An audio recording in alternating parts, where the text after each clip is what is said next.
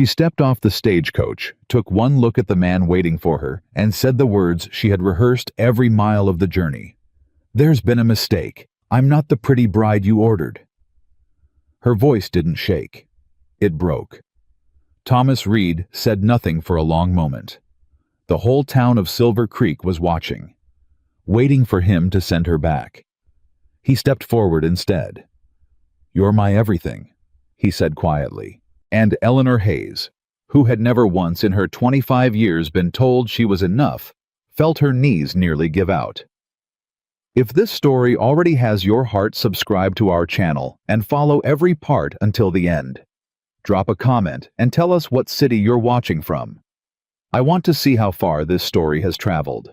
The stagecoach rolled into Silver Creek on a Tuesday afternoon in late September of 1887, and the dust it kicked up hadn't even settled before half the town had gathered at the end of Main Street to watch. They weren't there for the mail. They weren't there for supplies. They were there for Thomas Reed's bride. Word had spread the way.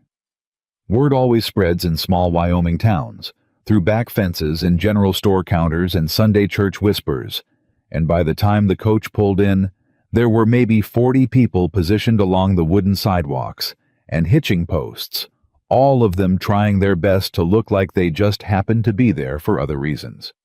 Thomas Reed stood apart from them. He was a tall man, broad through the shoulders, with a face that had been weathered by years of open sky and honest work. He wore his good shirt, the dark blue one he'd only put on twice in the past 3 years, and his hat was new. His boots were cleaned. He had his hands clasped behind his back, which anyone who knew him understood was the way he stood when he was trying not to let anyone see that he was nervous. Nobody said a word to him. They knew better. The coach door opened.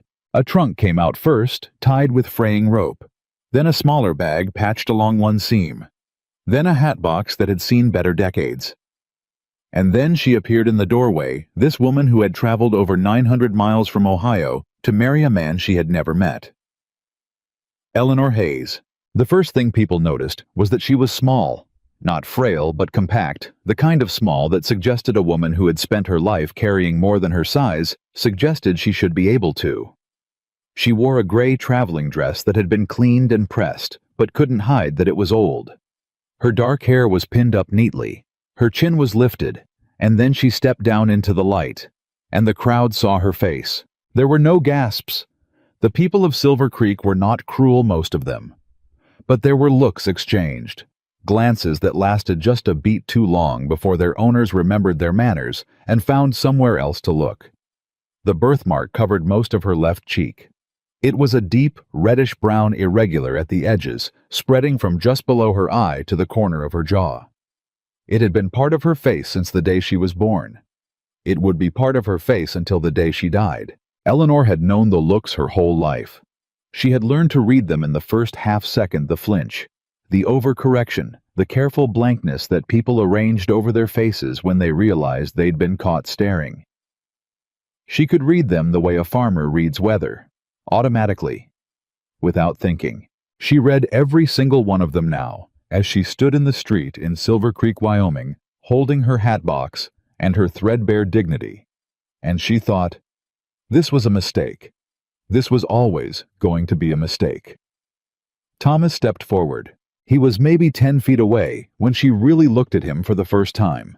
Not the way she'd imagined him from his letters, which had been precise, careful letters, the letters of a man who chose his words deliberately, but as an actual human being standing in actual sunlight. He was older than she'd expected. His face was serious. There was something about his eyes that she couldn't immediately name.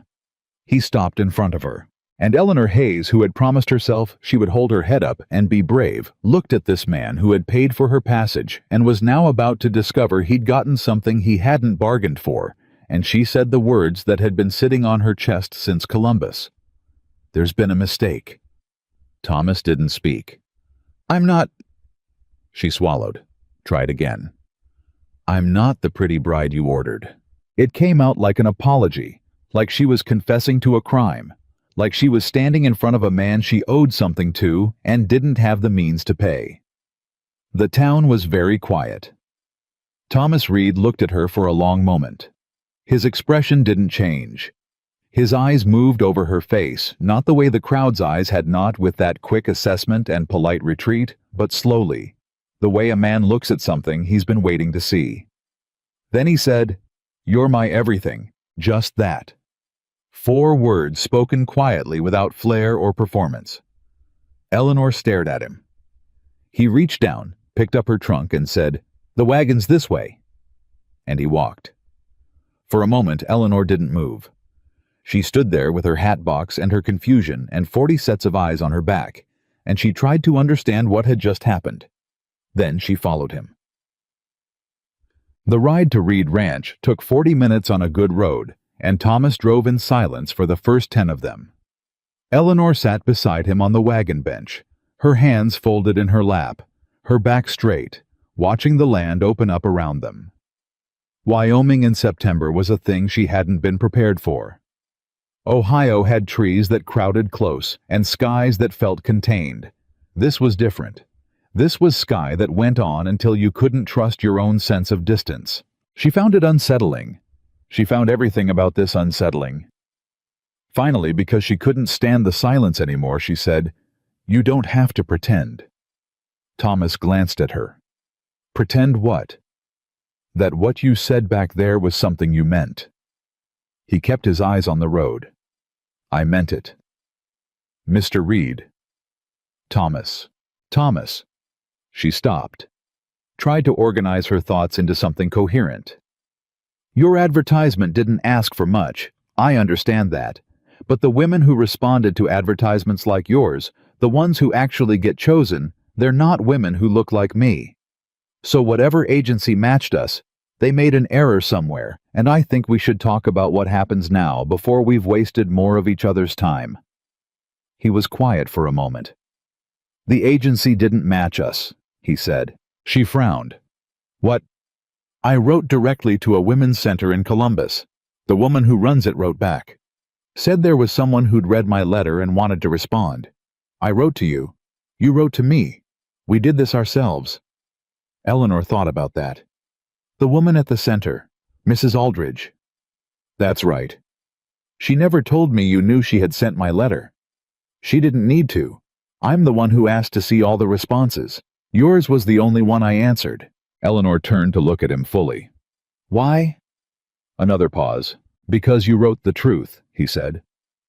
"Every other letter I got told me what the woman thought I wanted to hear. Beautiful descriptions. Accomplished women. Every letter trying to sell something. Your letter told me you were a decent cook, but not a great one. Told me you could sew, but didn't enjoy it. Told me you'd worked in a laundry for 3 years, and your hands showed it." He paused. "You told me you had a birthmark on your face, and that if it was going to be a problem, I should say so before either of us wasted a train ticket." Eleanor felt something complicated move through her chest. "That was not a flattering letter," she said. "No," Thomas agreed. "It was an honest one." She looked back at the road. "You could still send me back," she said quietly. "Nobody would blame you." "I'm not sending you back." "Mr. Reed." "Thomas." She closed her eyes briefly. "Thomas, I'm trying to give you an exit before this becomes complicated." "I don't want an exit. You haven't known me for an hour. I've been reading your letters for 4 months." She didn't have an answer for that. They rode the rest of the way to the ranch in silence. But it was a different kind of silence than the first 10 minutes had been. The ranch was larger than she'd expected. Eleanor didn't know why that surprised her. His letters had mentioned the size of the operation, had been specific about the number of cattle and the acreage. But reading numbers on paper and standing in front of the reality of them were 2 different experiences. The main house was 2 stories, solidly built, with a porch that wrapped around 2 sides. There were outbuildings, a bunkhouse, a large barn. There was smoke coming from the cookhouse chimney. 3 ranch hands were working in the yard when the wagon pulled in. They stopped and looked. Thomas climbed down first and then offered his hand to help Eleanor down. She took it because her legs had stiffened on the ride, and it was a practical matter, not a sentimental one. The ranch hands watched. One of them young, maybe 19 with a sunburned face, leaned toward the man beside him and said something Eleanor couldn't quite hear. She heard the word marked, though. She always heard that word. Thomas heard it too. He didn't look at the young hand right away. He walked Eleanor to the porch, said, "I'll show you the house in a few minutes. Make yourself comfortable up here." And then he turned and walked back toward the yard. Eleanor stood on the porch and watched. She couldn't hear what Thomas said. He spoke quietly, the way he seemed to do everything, without performance, without volume. But she watched the young hand's face go from careless to uncomfortable to genuinely ashamed in the space of about 30 seconds. Then Thomas said something else, and the hand nodded and went back to work. Thomas came back to the porch. "You didn't have to do that," Eleanor said. "I know. He's going to resent me now. He'll manage." Thomas opened the front door. "Come inside. I'll show you the kitchen." She followed him in. The house was not what she expected either. It was clean, which surprised her. She'd half expected the disaster zone of a bachelor who'd been living alone for too long, and there were small touches that suggested someone had made an effort. A vase on the kitchen table with dried wildflowers. Curtains in the kitchen window that were newer than the rest of the furnishings. A rocking chair near the fireplace that was positioned at an angle that caught the light perfectly. Eleanor stopped at the rocking chair. "This chair," she said. "What about it? The way it's placed, you can see both the window and the fireplace from it." "Yes." Someone thought about that. Thomas was quiet for a moment. "My mother put it there, before she died." Eleanor stepped back from the chair. "I'm sorry. I shouldn't have—" "It's all right," he said. She would have liked the idea of someone sitting in it. Eleanor looked at him. He was looking at the chair, and she saw it then, that thing she hadn't been able to name in his eyes back in town. It wasn't coldness the way people described him. It wasn't distance. It was the particular expression of a man who had learned to live with empty space and had gotten very good at it. A man who had arranged his life so neatly around all the things that were missing that he no longer noticed the shape of them. She recognized it. She lived in it herself. "I'll make something for supper," she said quietly. "It won't be impressive, but it'll be hot." Something shifted in his face. "The pans are in the lower cabinet," he said. "I'll be outside if you need me." She made a simple stew because it was what she knew how to do well, and she was too tired to attempt anything ambitious. She found vegetables in the cellar and salt pork in the pantry, and a Dutch oven that had clearly been used within the last week, which meant Thomas actually cooked for himself, rather than relying entirely on the cookhouse, which told her something about him. She filed away without examining yet. While the stew cooked, she explored the kitchen the way any sensible woman would when entering a house she was expected to run. She found the organization immediately. Everything had a system.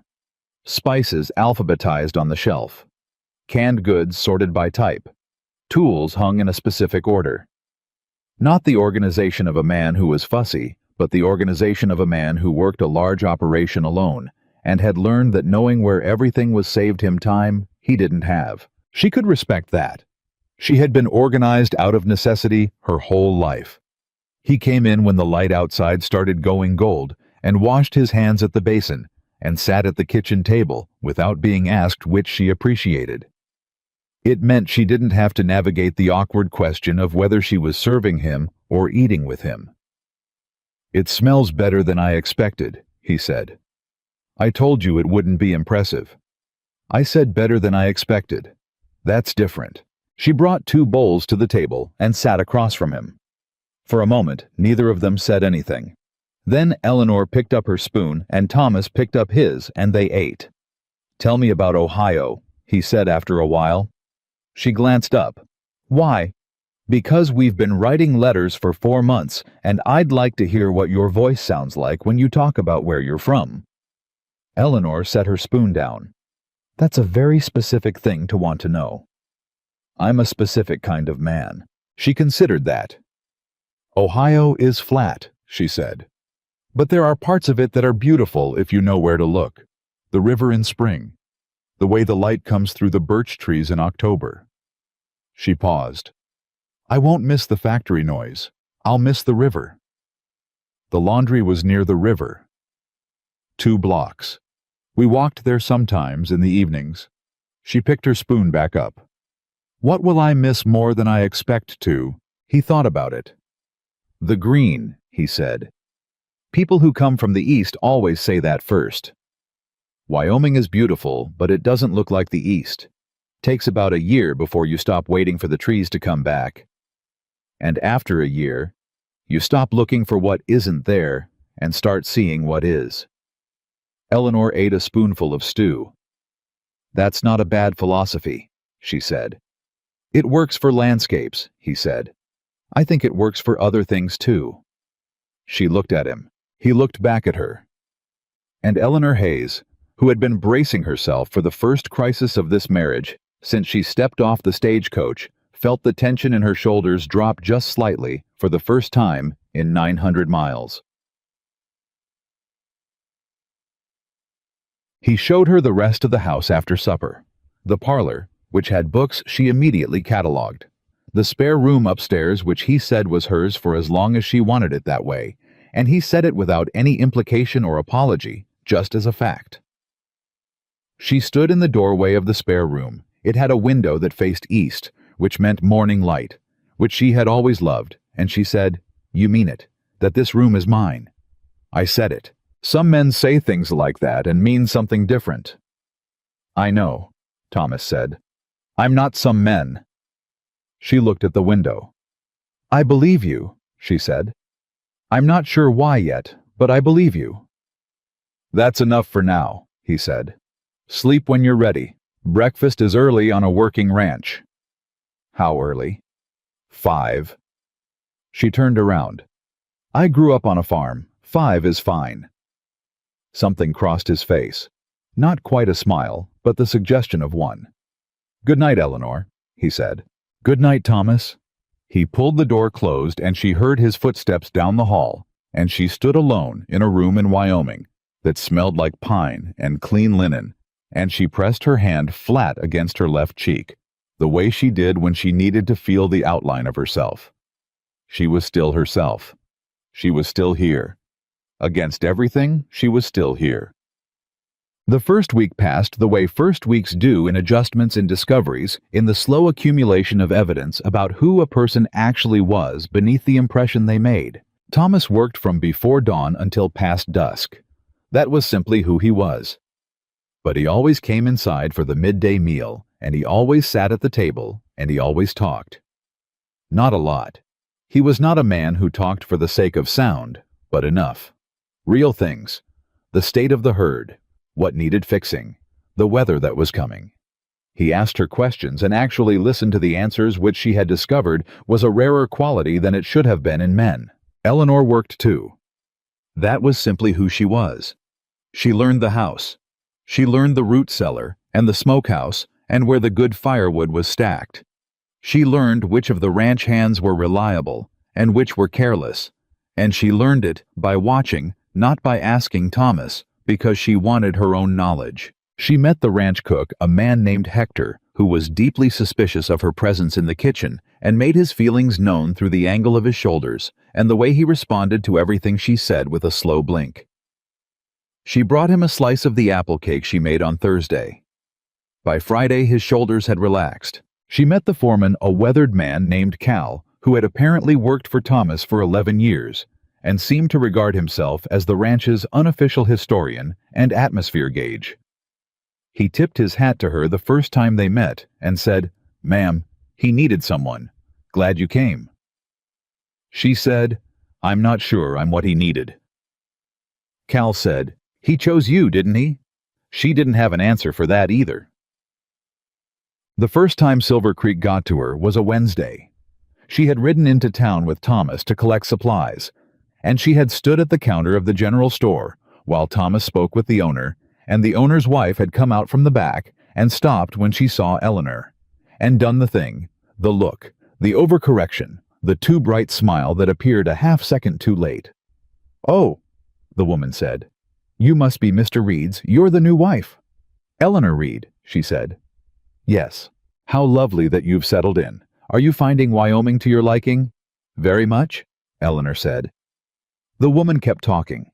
Eleanor kept answering. And the whole time Eleanor was watching the woman's eyes go back to her cheek, and then away, and then back with the helpless, compulsive quality of someone who knows they shouldn't but can't quite stop themselves. Eleanor had mastered the ability to hold a conversation while simultaneously being somewhere else entirely in her head. She had developed this skill over 25 years.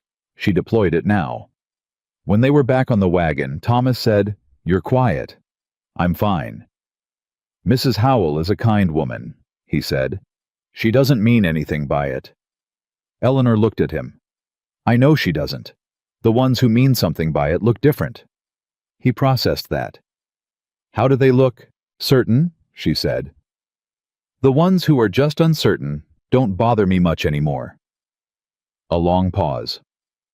"I'd like to know," Thomas said, "if something ever bothers you that I should know about." She looked at the road ahead. "Why?" "Because it's my job to know." "It's not."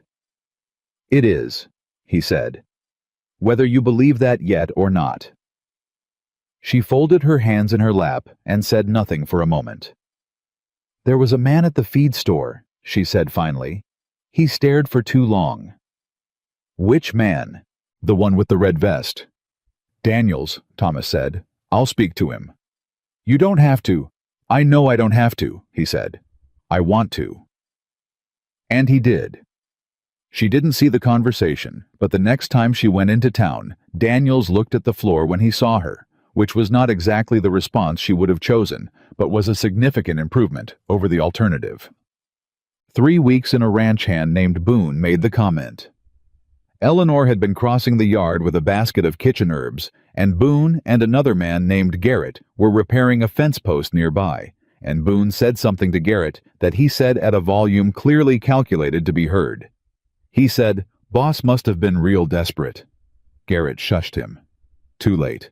Eleanor kept walking. She went inside and put the herbs on the kitchen table, and stood there with both hands flat on the table surface for a moment, not breathing quite right, doing the thing she did, where she waited for the feeling to pass through her rather than fighting it. Then she heard the door. Not the front door. The yard door. And then Thomas's voice out near the fence, very quiet the way it always was when he was most serious. She moved to the window. She couldn't hear the words. She could see Boone's face, though. It went through about 6 different expressions in the space of a minute. Defensive, then resentful, then uncomfortable, then something that might have been genuine. Thomas said something else. Boone took off his hat. Then Thomas said, "Anyone who disrespects my wife has no place on my land." She heard that part. He'd raised his voice just enough for her to catch it. She stepped back from the window and stood in the kitchen and pressed her hand against her cheek and thought, "Stop it. You don't need this. Don't need any of this." Because she'd spent 25 years making sure she didn't need anything from anyone, and 1 month in Wyoming was not long enough to undo that. But her eyes were burning. She turned back to the herbs and started sorting them, and she told herself it was the onions, even though she hadn't gotten to the onions yet. The letters started the 3rd week. Thomas mentioned them over supper, which was how Eleanor was beginning to understand his communication style. He brought up important things over food, as though the presence of the table between them made hard topics easier. "I've been getting some correspondence," he said, "from my attorney in Cheyenne." She looked up. "Is something wrong?" "Nothing immediate. There's a company out of Denver that's been sending representatives through the territory. They've been offering to buy out ranchers' water rights." She frowned. "Why would anyone sell their water rights?" "The offers are generous," he said. "Short term. The contracts they're presenting Cal had a look at one.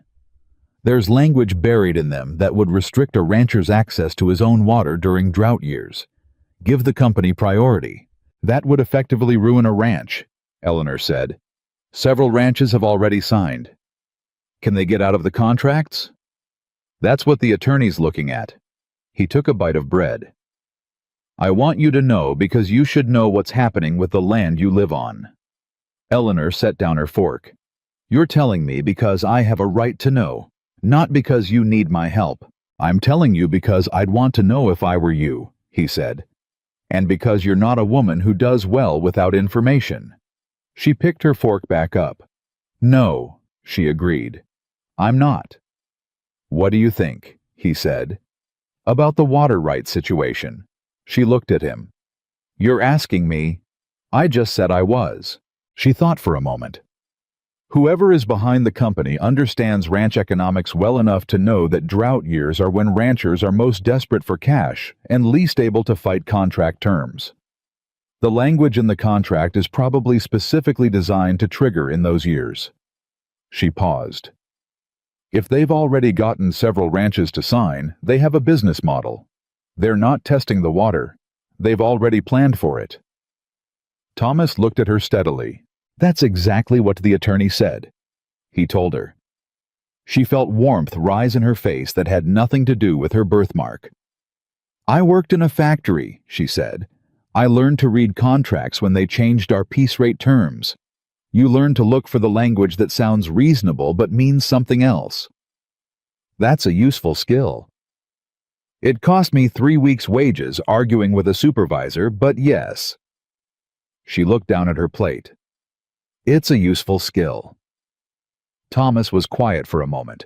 Eleanor. She looked up. I'm glad you're here, he said. I want you to know that. Whatever this becomes between us, I'm glad you're here. The table was between them. The kitchen light was doing its September evening thing, going amber and long-shadowed. Outside, the first coyote of the night said something to the darkening sky. I'm beginning to be glad too, Eleanor said carefully. Thomas nodded once, as though that was exactly enough. The letter arrived on a Saturday. Thomas brought it in from town with the other mail sorted through everything at the kitchen table the way he did, and then set one envelope aside separately. Eleanor noticed but didn't ask, because she had learned there was a timing to Thomas Reed. There was always a timing, and pushing ahead of it got you nowhere. He waited until she had sat down with her mending. Then he said, You should know that someone in Silver Creek has written to a woman in Denver about our marriage. Eleanor looked up slowly. What kind of letter? A gossip letter from the language, describing your... He stopped, chose the next word carefully. Your appearance, and saying that people in town think I married beneath myself. She held very still. The woman in Denver, she said. Who is she? The pause before he answered told her more than the answer did. Someone I knew before, Thomas said. Some years ago. She looked at him. He looked back at her with an expression she hadn't seen on him before, not quite guilt, but something adjacent to it. Something like the face of a man who has a door. He's been careful to keep closed and has just discovered someone's knocked on it from the outside. How well did you know her? Eleanor asked. The kitchen was very quiet. Well enough, Thomas said, that her knowing I'm married is going to create a situation. Eleanor set her mending down. Thomas. Yes. Tell me from the beginning. He was quiet for so long she thought he wasn't going to. Then he said, Her name is Clara Whitmore, and something in his voice when he said the name. Not tenderness exactly, but the weight that remained after tenderness has been burned away. Told Eleanor Hayes that she was about to learn something that would change everything she thought she understood about the man sitting across from her. She folded her hands in her lap. And she waited. Be here. She's coming, the letter said. She wanted me to warn you. I thought you deserved to know before she arrived. The letter was from a man named Porter, who apparently was one of Thomas's few actual friends in the territory, and who had apparently run into Clara Whitmore at a Denver hotel and heard her talking about her plans. Thomas told Eleanor all of it. Clara Whitmore. 28 years old now, the daughter of a Denver banker. She and Thomas had known each other when Thomas was building the ranch. This was 7 years ago now, and they had made plans. Real plans. Plans that Thomas had believed were as solid as the land he was working. Then Thomas had come back from a cattle drive to find that a fence post repair had gone wrong. When he wasn't watching, a section had fallen. The herd had gotten into unfenced land during a thunderstorm, and Thomas had gone after them on a night when the ground was treacherous, and he'd come back with his shoulder broken in a way that healed badly with scarring where the break had been poorly set, and with a limp that lasted 2 years. Clara had come to visit. She had sat across from him at this very table, and she had said very gently that she didn't think she could do this, that she had thought she could. But seeing him like this, she realized she had been building her future around a different version of him, that she hoped he understood. Thomas had told her he understood. He had not understood. He had over the following years very carefully rebuilt himself around the understanding that this was simply a thing that had happened, and that it meant only that some doors closed permanently, and that a man's job was to work with the doors that remained open. "The limp is gone," Eleanor said. "You don't limp. Healed over time. The shoulder still has its moments in cold weather." She was quiet for a moment. "And she heard you'd married. According to Porter's letter, she heard you weren't—" He stopped again. "That I wasn't pretty," Eleanor said. "That's the word. You can say it. That you weren't what she would have expected me to choose. And she's coming to see about it. That appears to be her intention." Eleanor sat with this information for a long moment. There was a fire in the range. The house made its small nighttime sounds. Somewhere in the distance, one of the horses moved in the barn. "Are you still in love with her?" she asked. The question landed in the room and stayed there. Thomas didn't answer immediately. Eleanor respected that she would have been more alarmed by a fast answer than a slow one. "No," he said finally. "But I'm not sure I'm all the way past her either. I think there's a difference." "There is," Eleanor said. She picked her mending back up. "Thank you for telling me," she said. "You deserve to know." "Yes," she said. "I did." She sewed 2 stitches. 3. "Thomas." "Yes." "Whatever she says when she gets here, whatever she tries to do, I need you to know that I am not going to fight for a position I was never meant to hold." She kept her eyes on her sewing. "If you discover that what you want is her, and not this, I need you to tell me honestly. Not kindly, honestly. I can survive honest." The fire popped. "Eleanor," Thomas said. "Yes." "I chose you. You chose my letter," she said. "You hadn't met me yet." "I chose you," he said again. "The letter was how I found you. That's different." She looked up.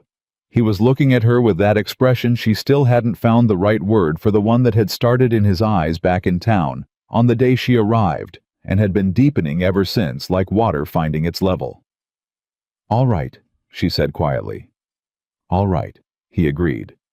She looked back down at her mending. Her hands were steady. She was surprised, and then she wasn't. Outside, Wyoming was going dark and enormous and full of stars, and Eleanor Hayes, who had arrived in Silver Creek believing she was a mistake, was beginning to suspect cautiously, carefully, against every instinct she had built over 25 years, that she might have been exactly what she was supposed to be. The woman who fit. Not into Thomas Reed's dream, into his actual life. And those she was learning were entirely different things.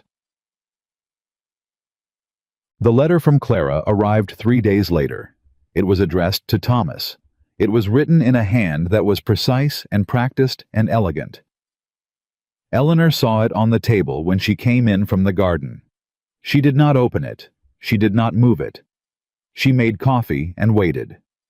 And she told herself that whatever came next, she had survived worse. She told herself that. She was almost certain it was true. The letter sat on the table for 2 hours before Thomas came in. Eleanor had not moved it. She had not touched it.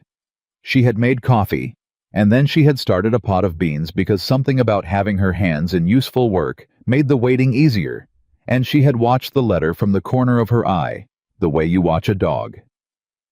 You're not sure about, not frightened exactly, but not looking away either. Thomas came in through the yard door, washed his hands, and stopped when he saw the envelope. He picked it up, read the front, set it back down. "It came this morning," Eleanor said. I see that. He didn't open it immediately. He poured himself coffee, sat at the table, and held the cup in both hands. Then he picked the letter up again, opened it cleanly, and read it. Eleanor kept her eyes on the beans. The silence stretched out long enough that she knew it wasn't a short letter. "She's arriving Thursday," Thomas said. Thursday was 4 days away. "What does she want?" Eleanor asked. "She says she wants to call on us." He folded the letter. "She uses the word us. She wants to meet you." Eleanor turned from the stove. "Why?" "She doesn't say directly." He set the letter on the table. "But I've known Clara Whitmore a long time. She doesn't call on people.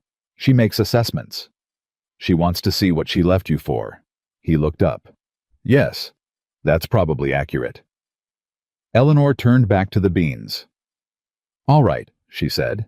"Eleanor." "I said all right, Thomas. She's coming. We'll receive her. I'm not going to make this into something it doesn't have to be." A pause. "You're not angry?" "I'm very angry," she said calmly. "But being angry at a woman I've never met for making a decision years before I arrived is not a productive use of my energy." She stirred the pot. "Being angry at the situation, on the other hand, is completely reasonable, and I intend to get through it quietly." Another pause. Longer. "You're a remarkable woman," Thomas said. "I'm a practical one," Eleanor said. "There's a difference." But she kept her back to him until she was sure her face was doing what she needed it to do. The 4 days between the letter and Thursday had their own particular texture, a held-breath quality, a waiting room feeling that settled over the ranch like weather coming in. Thomas didn't talk about Clara again, but Eleanor felt the subject between them the way you feel a bruise you keep accidentally pressing. Present. Tender. Impossible to ignore entirely. She kept herself busy, which was her oldest and most reliable strategy for getting through things. She finished preserving the last of the summer garden. She mended everything in the house that needed mending. She spent an afternoon with Cal, the foreman, who was teaching her without being asked, without making a production of it, which parts of the ranch operation she needed to understand, and which she could leave alone. "You don't have to do this," she told him one morning when he'd come to find her specifically to explain something about the water rotation for the cattle. "I know," Cal said. "Then why are you—" He squinted at the middle distance. "Because the boss runs this land and you run this house, and eventually those two things touch at the edges, and when they do, it goes better if you know what you're touching." He glanced at her. "My wife figured that out in the first year. Saved us about 100 arguments. You're married. 32 years. Eleanor looked at him with something that might have been envy, if envy had been a feeling she'd ever allowed herself much of. "How did you know," she said, "that she was the one Cal thought about it genuinely, which she appreciated?" "She argued with me the first time we met," he said. "Over a fence line, and she was right. I knew she was right while she was talking, and I still couldn't stop listening to her voice." He paused. "I figured anyone whose voice I wanted to keep hearing, even when the words coming out of it were making me wrong, that was probably a good sign." Eleanor walked back to the house, thinking about that, for a long time. Clara Whitmore arrived on Thursday on the afternoon stage. Thomas went to meet her. Eleanor did not go with him. She had offered, and Thomas had looked at her for a long moment and said, "You don't have to." And she had understood that this was him giving her the choice, not him preferring she stay behind. There was a difference. She was getting better at reading those differences. She stayed behind. She changed into her best dress, which was not impressive by any objective measure, but was clean and pressed, and fit her well, and she put her hair up carefully, and she did not look at her reflection in the window longer than it took to confirm that her appearance was tidy. She heard the wagon an hour later. She was in the parlor when they came in. She had placed herself in the parlor, deliberately sitting with a book she wasn't reading, because the parlor was the room that said, "This house has someone living in it who belongs here," and she needed that message delivered without words. Thomas came through the front door first, and then Clara Whitmore walked in behind him. Eleanor understood in the first 2 seconds several things simultaneously. She understood why Thomas had loved this woman. Clara was beautiful in the specific way that was hard to argue with, tall, dark-haired, with a quality of arrangement about her as though she moved through spaces, knowing they would arrange themselves around her. She wore a traveling suit that spoke quietly and expensively of Denver. Her posture was the posture of a woman who had never once wondered if she deserved to take up space. She also understood in those same 2 seconds exactly what Clara was doing as her eyes moved around the room. Took in the parlor, took in Eleanor, took in Eleanor's face, with a pause so brief and so controlled that only someone who had spent a lifetime watching for it would have caught it, and then settled into the pleasant expression of a woman who had come for a social call. "Mrs. Reed," Clara said, "how lovely to meet you." Her voice was warm, genuinely warm. That was the thing Eleanor had expected: cold or barely concealed contempt, and gotten neither. What she got was something more sophisticated than either of those, and therefore more difficult to navigate. "Miss Whitmore?" Eleanor said. "Please sit down." Clara sat in the chair across from Eleanor's. Thomas stood near the doorway with the expression of a man who had ridden into a river and was only now calculating the current. "I hope the journey wasn't too difficult," Eleanor said. "Not at all. I adore the stage, actually. You see such interesting country." Clara folded her hands in her lap. "Thomas tells me you're from Ohio. Columbus." "Yes." "I've never been. I understand it's very green." "It is," Eleanor said. "Wyoming takes some adjusting to." "I imagine it does." Clara's eyes did their brief controlled circuit of the room. "You've made it feel very homey already. Thomas, she's done wonders in here," Thomas said. "Eleanor has good instincts." "Clearly." Clara smiled at Eleanor. "You must find the social aspects rather limited coming from a city. Silver Creek is very small." "I've found the people to be substantial," Eleanor said. "Size doesn't determine that." Something moved through Clara's expression. Something that was almost respect. "No," she said. "I suppose it doesn't."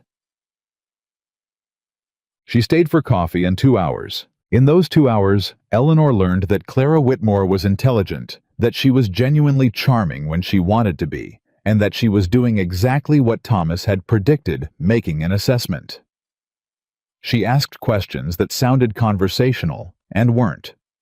She watched Thomas the way a woman watches a man she once owned, and has been trying to convince herself she doesn't still want. She watched Eleanor the way a woman watches an opponent she's trying to categorize.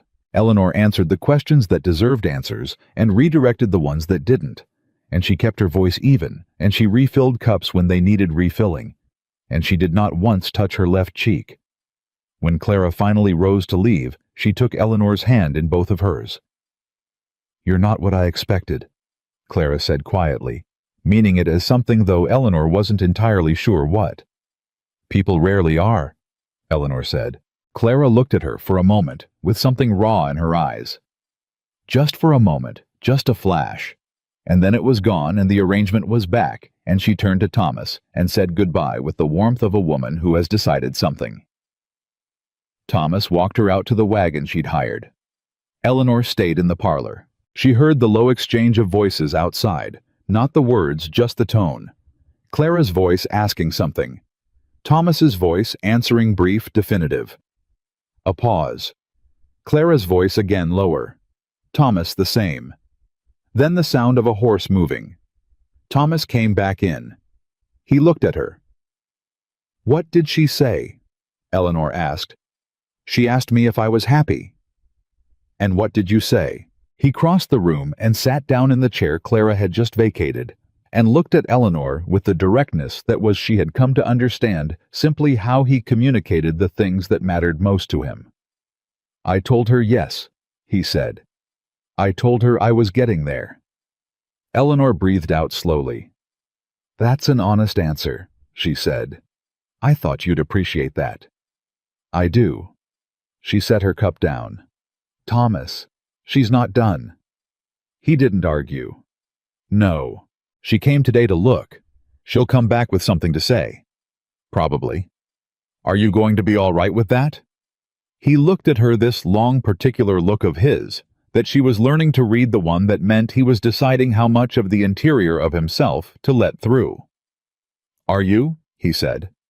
"No," she said honestly, "but I'll manage."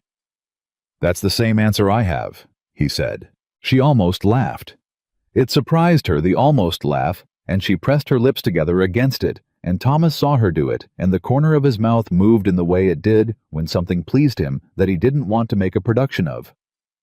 "Good," he said. "Then we'll manage together." She came back on Saturday. Eleanor was in the kitchen when she heard the horse in the yard, and she looked out and saw Clara dismounting from a rented horse with the ease of a woman who'd grown up riding, and Eleanor set down what she was doing and dried her hands and went to the front door and opened it before Clara could knock. Clara stopped on the porch step. "I didn't think you'd be the one to answer," she said. "Thomas is in the north pasture," Eleanor said. "It'll be an hour before he's back." Clara looked at her. "I could come back." "Or you could come in," Eleanor said, "and say what you came to say to me instead of waiting to say it in front of him." The calculation behind Clara's eyes was visible and brief. She came in. Eleanor brought coffee she hadn't been asked for, set it on the table, and sat down. Clara sat across from her. They looked at each other. "You know why I came," Clara said. "Yes. And you're not going to ask me to leave." "No," Eleanor said, "because you're going to say it anyway, and I'd rather hear it in my kitchen than wonder about it for the next 3 months.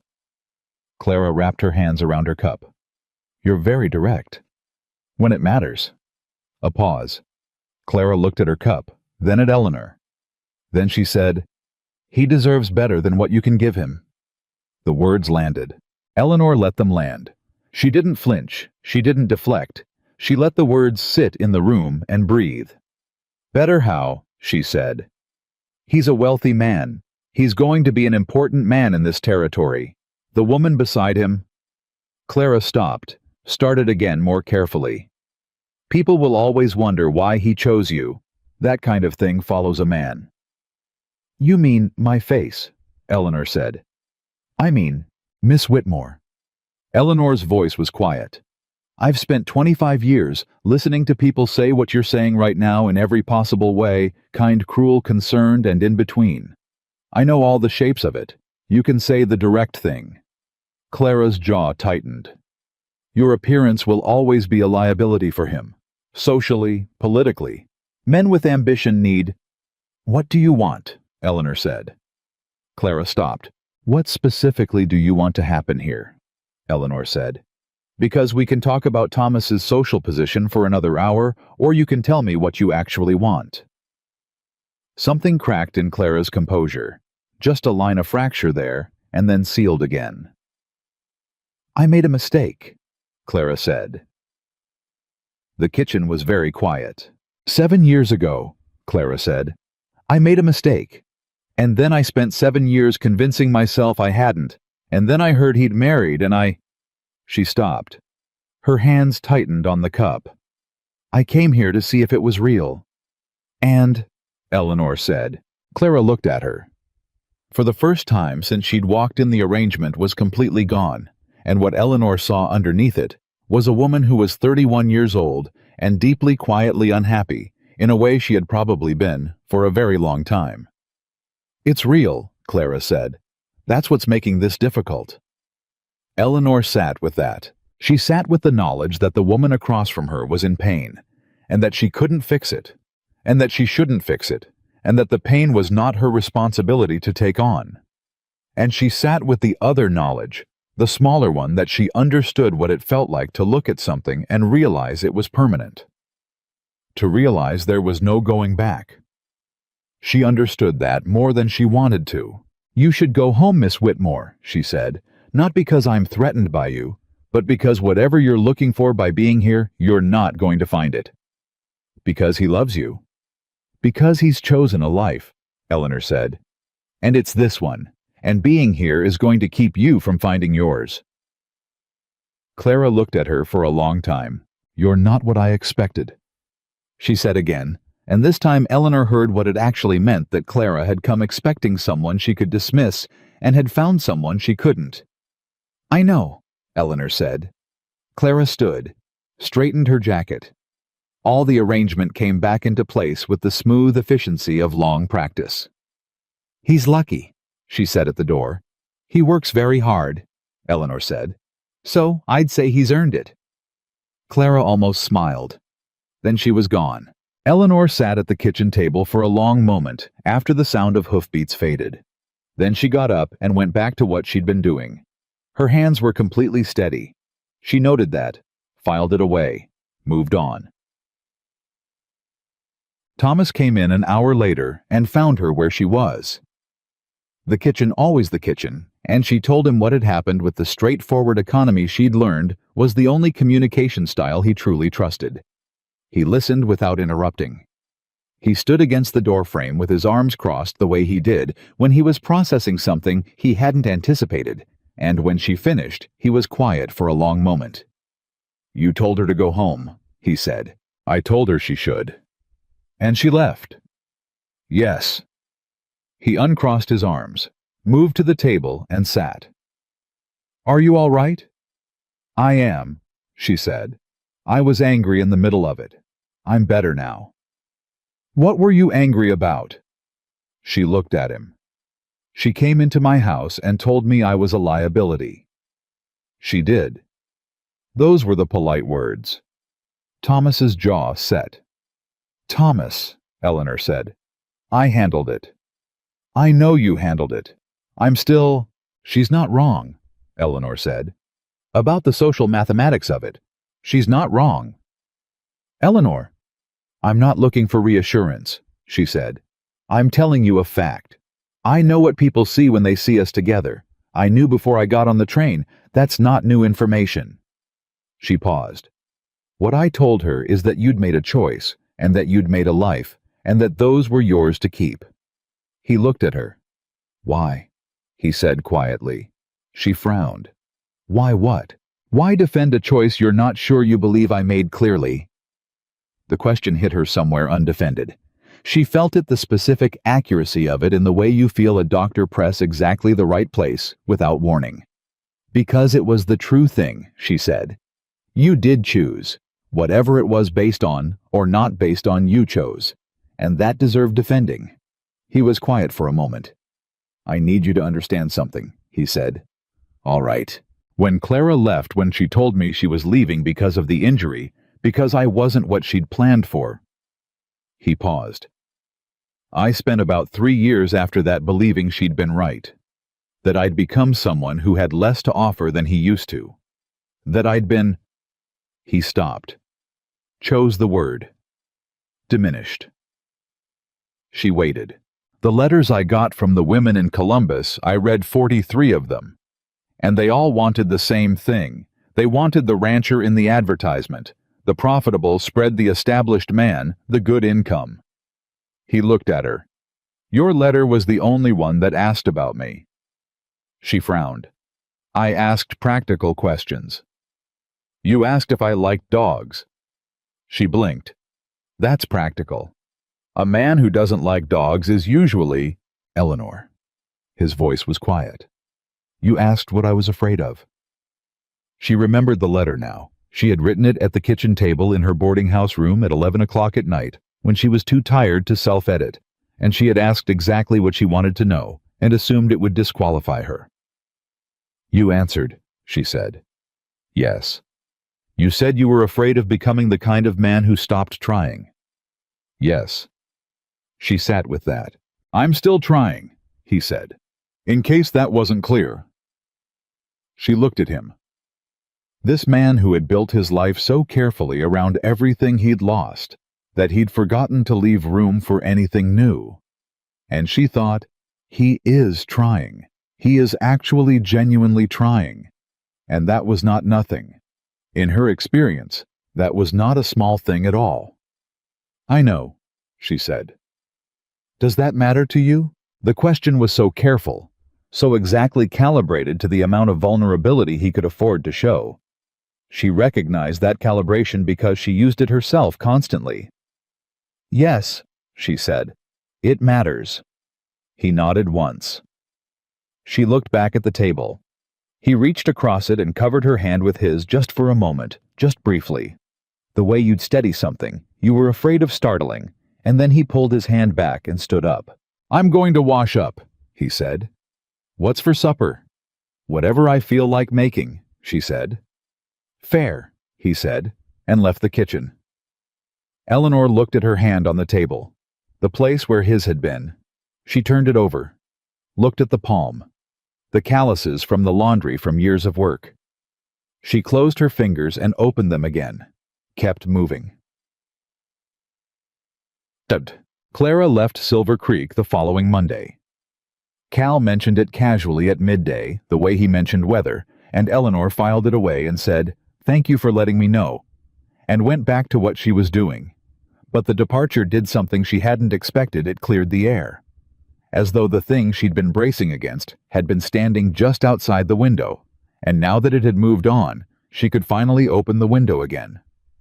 She opened it. She started accepting the invitations that had been filtering in since her arrival.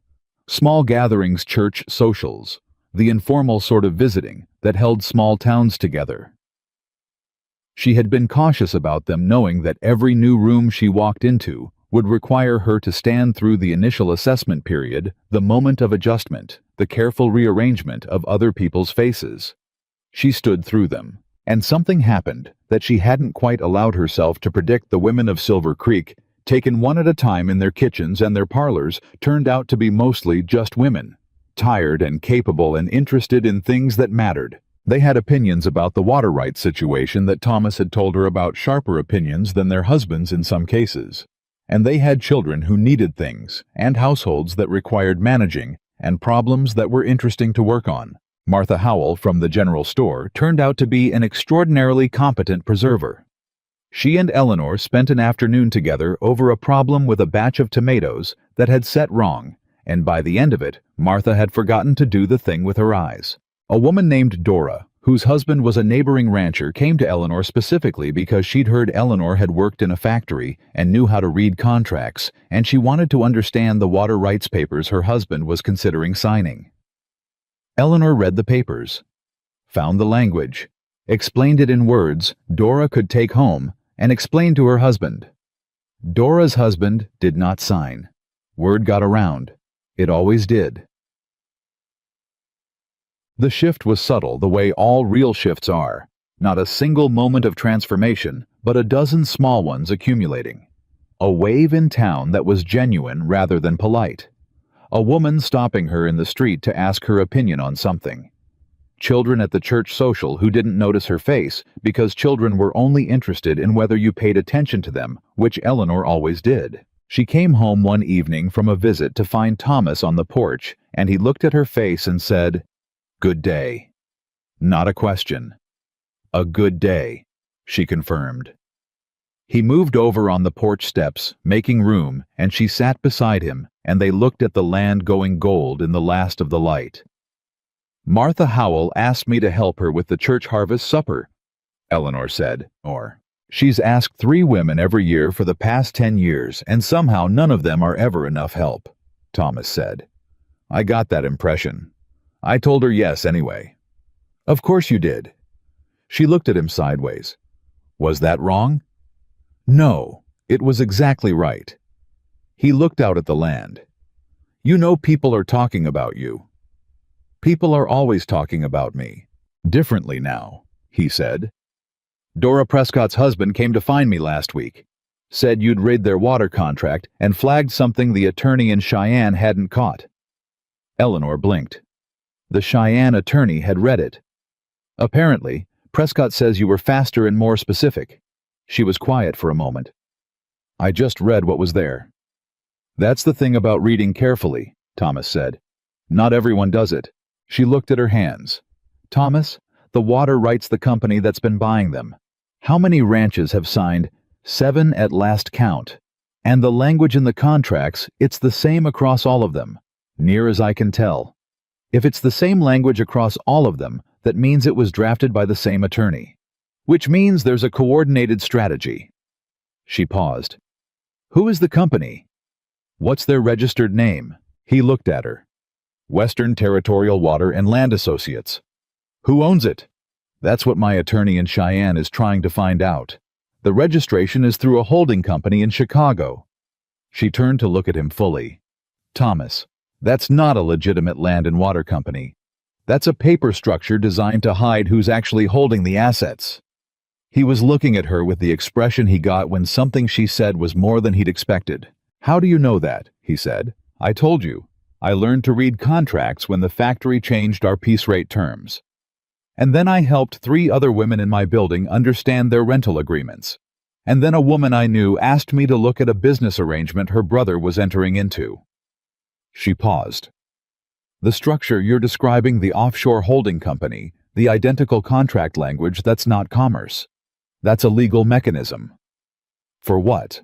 For eventually owning the water in this entire region, she said. Once they have enough ranches locked into those drought year provisions, they control the water. And when the drought comes, and it always comes, they control whether these ranches survive or not. Thomas was very still. That's what I was afraid of, he said quietly. You already knew this. I suspected it. You just gave it a shape I can take to an attorney. She looked back out at the land. Then take it. And take it fast. Because if they're already at 7 ranches, and nobody has stopped to look at the pattern, they're going to be at 15 before anyone realizes what's happened. Thomas was quiet for a long moment. Then he said, You know you're becoming essential. She looked at him. To this ranch, he added. And then more quietly, to me. She felt it, that dangerous specific warmth that she had been very careful about not feeling too directly, because hope was the feeling that had always cost her most. I'm becoming useful, she said carefully. No, he said. There's a difference. She looked at him. He looked back at her with those eyes that had been deepening since the first day, that had some quality in them she still hadn't named, perfectly steadiness maybe. The particular steadiness of a man who had been through the thing that breaks most people and had chosen to remain. Eleanor, he said. Thomas. I'd like to hold your hand. It was the most careful, deliberate Thomas Reed thing she had ever heard him say. She turned her hand over on the porch step between them. He covered it with his. They sat like that while the light finished going down, and the first stars found their places in the Wyoming sky, and Eleanor Hayes thought, this is the most dangerous thing that's ever happened to me. And then she thought, good. She should have known that the quiet wouldn't hold. It never did not. When something was being built, there was always the moment before the storm, and Eleanor had been around enough weather to know the feeling of a sky gathering itself. It came on a Wednesday in the 3rd month. Thomas came in from town with a face that was carefully arranged in a way she'd learned to read as bad news being managed. Sit down, she said. He sat. What happened? He put a folded paper on the table. The attorney in Cheyenne got further than he expected into the holding company structure. She looked at the paper. And? Western Territorial Water and Land Associates is owned at the 2nd level of the holding structure by a company called Whitmore Capital. The name dropped into the kitchen like a stone into still water. Eleanor looked up slowly. Clara's family, she said. Her father's company, Thomas said. Yes, the silence was very specific. She knew, Eleanor said. When she came here, she already knew. I don't know that for certain. Thomas. She looked at him. She came here the week after this company had already gotten 4 ranches to sign. She spent 2 hours in this house looking at everything. She asked you about the northern pasture specifically. Do you remember? He did remember. She could see it. She asked how the water access worked on the north side, he said slowly, because that's the most important water access on this land. Eleanor's voice was steady. She was past the anger stage and into the cold clarity stage, which was where she did her best thinking. She wasn't here to assess me, Thomas, or not only that, she was here to assess this ranch. Eleanor. I'm not upset, she said. I'm thinking. Let me think. He waited. If her father's company owns the structure, she said, that doesn't necessarily mean she knew. Wealthy daughters aren't always told what their fathers are doing with money. She paused. But she came here. She asked about the water. And she left 2 days later. I know. Which means either she was gathering information for her father. She paused. Or she was gathering information for herself and didn't realize her father was the reason she should care. Thomas leaned forward and put his hands flat on the table. Does the distinction matter right now? It matters for what we do next, Eleanor said. If she knew and was acting for her father, we have an adversary who's been inside this house. If she didn't know, if she finds out, she might be the only person who can give us access to the holding company's internal documentation. Thomas stared at her. You're suggesting? I'm not suggesting anything yet, she said. I'm mapping the landscape. He was quiet for a long moment. Where did you learn to do this? He said. She looked at him. Do what? Think like this. In the middle of something this close to home, think this clearly. She looked down at the paper on the table. From necessity, she said. When you've spent your life being underestimated, you learn to see clearly, because clear is the only advantage you have. He reached across the table, not for her hand this time. He covered the paper with his hand, and then he looked at her and he said, I need you on this. She met his eyes. I know. I mean it. Not as my wife, as a... He paused, finding the word. As a partner. Eleanor Hayes, who had arrived in Silver Creek 3 months ago, believing she was a mistake, looked at the man across the table, who was asking her specifically, deliberately, with full knowledge of what he was asking, to stand beside him in something that mattered. All right, she said. All right. Stop looking surprised, she said.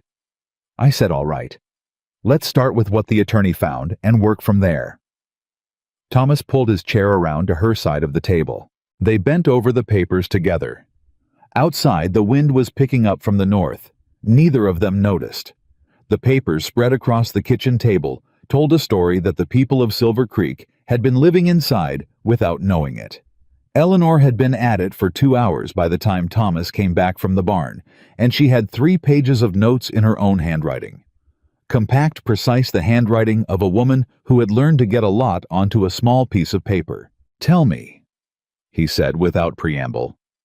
She pointed at the first document. The holding structure has 4 layers. Whitmore Capital at the top. Then a company called Rocky Mountain Land Trust registered in Missouri. Then Western Territorial Water Associates, which is the entity that actually holds the contracts. And then the individual agreements with each rancher. 4 layers. 4 layers means 4 opportunities to confuse a judge or an attorney about who's actually responsible for what. It's not complicated finance, it's deliberate obscurity. She tapped the 3rd page. But here's what they didn't count on. Every one of those contracts was notarized by the same man, a notary in Laramie named Edson Croft. Thomas pulled the papers toward him. 1 notary across 7 contracts in 3 counties, which means Croft either traveled to each rancher specifically or the ranchers were brought to him. Either way, he's the thread that connects all of it. And a notary keeps records. Thomas looked at her steadily. The attorney in Cheyenne needs to know this. Tonight, if possible, Eleanor said. Because if whoever is behind this realizes that the holding structure has been traced, those records disappear. Things have a way of disappearing when powerful people need them to. He was already standing. I'll ride to the telegraph office. Thomas? He stopped. If it is Whitmore behind this Clara's father, he has resources we don't have. Political connections. He'll know before we expect him to that someone is pulling the thread. What are you saying? I'm saying move fast and trust very few people, she said. Cal, your attorney. Nobody else until we know what we have. He looked at her for a moment. That particular look she'd come to understand meant he was seeing her clearly rather than through the image he'd constructed. You've done this before, he said. Not contracts, but this navigating something where the power is against you. Every day of my life, she said simply. He left for the telegraph office. Eleanor sat alone at the table with the papers and the lamp, and the particular silence of a house that is waiting. The attorney's name was Harlan Webb, and he arrived from Cheyenne 4 days later, looking like a man who had not slept on the stage because he'd been reading and hadn't wanted to stop. He was maybe 50, thin with the kind of face that had been everywhere and retained the memory of all of it. He shook Thomas's hand and then looked at Eleanor and said, "You're the one who found the notary thread." "Yes." "Good eye." He sat at the kitchen table and opened his case. "I have more." What Webb had was a deposition from a rancher in Fremont County named August Selby, who had signed one of the contracts 6 months ago and had been trying to get out of it ever since. Selby had met with the company's representative twice before signing, and he remembered the man's name, a man called Hargrove, who had described himself as a Denver land investor. "Hargrove," Thomas said. "You know the name?" Webb asked. "He was in Silver Creek 3 months before Eleanor arrived, spoke to 2 ranchers here. Neither of them signed, but I heard his pitch secondhand." Thomas paused. He told Dawson over at the Creek Fork Ranch that the drought years were coming and that any man who didn't protect his water access now was going to regret it. "Which is technically true," Eleanor said. "It's just that the protection he was selling was a trap." Webb looked at her again. "Mrs. Reed, can I ask what your background is?" "I worked in a laundry in Columbus for 3 years. Before that, I helped my father with his accounts until he died." "Your father was in business." "He ran a small mill, until a creditor used a contract provision he hadn't read to call in a loan early and take the property." She paused. "I was 14. I read the contract after. I understood what had happened." Webb was quiet for a moment. "I'm sorry. It was a long time ago, but it's why I read carefully." Thomas had gone still, in the way he went still, when he was taking in information he hadn't had before and filing it in the appropriate place. She could feel his attention on her without looking at him. She didn't look at him. "What do we have that can actually help the ranchers who've already signed?" she asked Webb. "The drought provision language is arguably unconscionable under territorial contract law," Webb said. "But that's a court argument, and courts take time. What would move faster is if we can prove the contracts were entered into under misrepresentation, that Hargrove or any company representative made material misstatements to the ranchers about what they were signing." "Selby's deposition," is one voice. "We need more."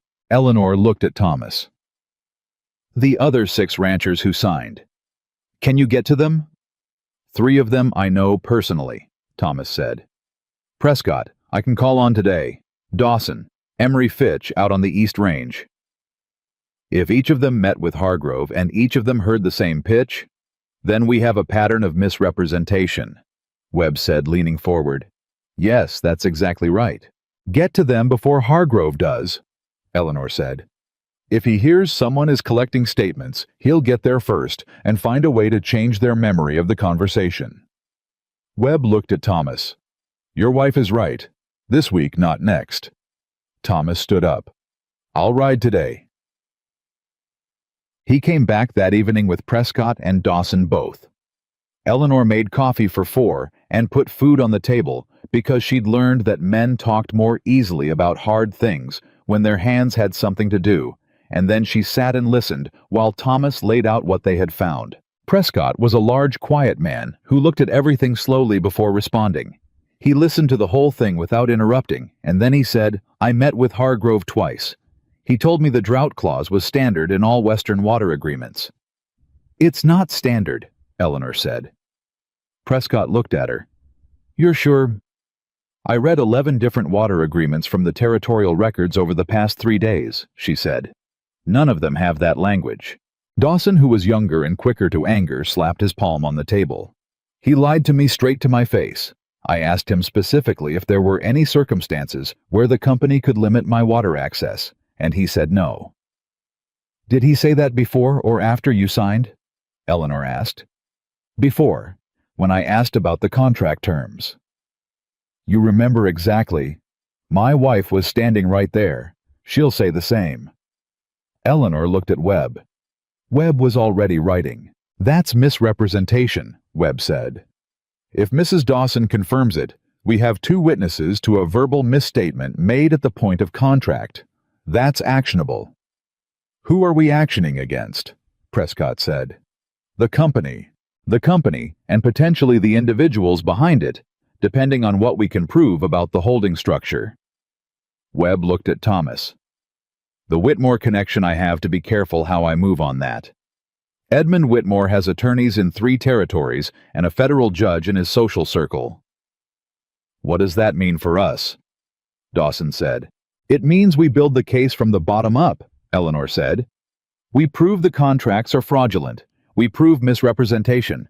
We go to the territorial court with clean documented evidence that can't be argued away by expensive lawyers. And then we let the holding structure become someone else's problem, the courts or a federal investigator's. Prescott was looking at her with an expression she couldn't immediately classify. Thomas, Prescott said, without looking away from Eleanor. Where did you find her? Ohio, Thomas said. She found me. They worked for 2 weeks. Eleanor had not known that 2 weeks could contain so many different kinds of exhaustion. The physical kind, from being up late and up early from riding to neighboring ranches with Thomas, to collect statements from writing and rewriting summaries for Webb that were clear enough to survive a courtroom. And the other kind, the one that came from sustained attention from holding a lot of information in order and not losing any of it. She didn't mind either kind. She had always been a woman who needed something real to work on. Thomas noticed. He noticed the way he noticed everything quietly without announcement. He brought her coffee when she was deep in documents. He took over the kitchen tasks without being asked during the 3 days when she was most buried. He came in one evening and looked at the papers on the table and at Eleanor's face and said, "When did you last sleep a full night?" "Define full," she said. Eleanor. "I'm fine. You're also not fine, and I'd like you to stop for tonight." She looked up at him. "Thomas, the Fitch statement needs to be organized before Webb gets here Thursday." "It will still need organizing Friday morning," he said. "Come to the porch. The night's cool." She opened her mouth. "Please," he said. She closed her mouth, put down her pen, followed him to the porch. They sat in the dark and the cool of it, and Eleanor let her mind do the thing it needed to do. Unspool, slightly release its grip on the threads it had been holding so tightly. The stars were out. Wyoming stars were still something she hadn't gotten used to, the sheer volume of them, the way they changed the scale of everything underneath. "My father," Thomas said out of nowhere. She looked at him. "He built this ranch from 40 acres, Thomas said. Came out here from Pennsylvania with my mother and a wagon and $20. He had nothing except that he knew cattle, and he wasn't afraid of work." He paused. "He spent 30 years building something. And then the year before he died, a land broker out of Cheyenne tried to use a grazing rights dispute to get him to sell the northern acreage for half what it was worth. What did he do? He fought it. Took 3 years. Nearly broke him." Another pause. "He won, but it cost him in ways that didn't show up in the court record." He looked at the stars. "That's why this what Whitmore's people are doing. That's why it's not only business to me." "I know," Eleanor said. "I don't think I told you that." "You didn't need to." She looked at him. "Thomas, we're going to win this." He glanced at her. "You sound certain." "I am certain. We have clean evidence, honest witnesses, and an attorney who knows what he's doing. What they have is a complicated structure designed to confuse. Complicated structures fall apart faster than simple truths." She paused. "Simple truths are harder to argue with." He was quiet for a moment. "Is that how you get through it?" he said. "The simple truth." She frowned slightly. "Get through what? What people do to you. What they've always done." He was looking at her directly. "You lead with the simple truth about yourself, and you let other people deal with their own complications." She considered that. "I suppose I do. I never thought about it that way. It's effective." "It's survival," she said. "Effective came later." He nodded slowly. Eleanor. Yes. When this is done, when the case is filed and Webb is handling the legal part, I want to take you somewhere. She looked at him. Where? Somewhere I've been meaning to show you since you got here.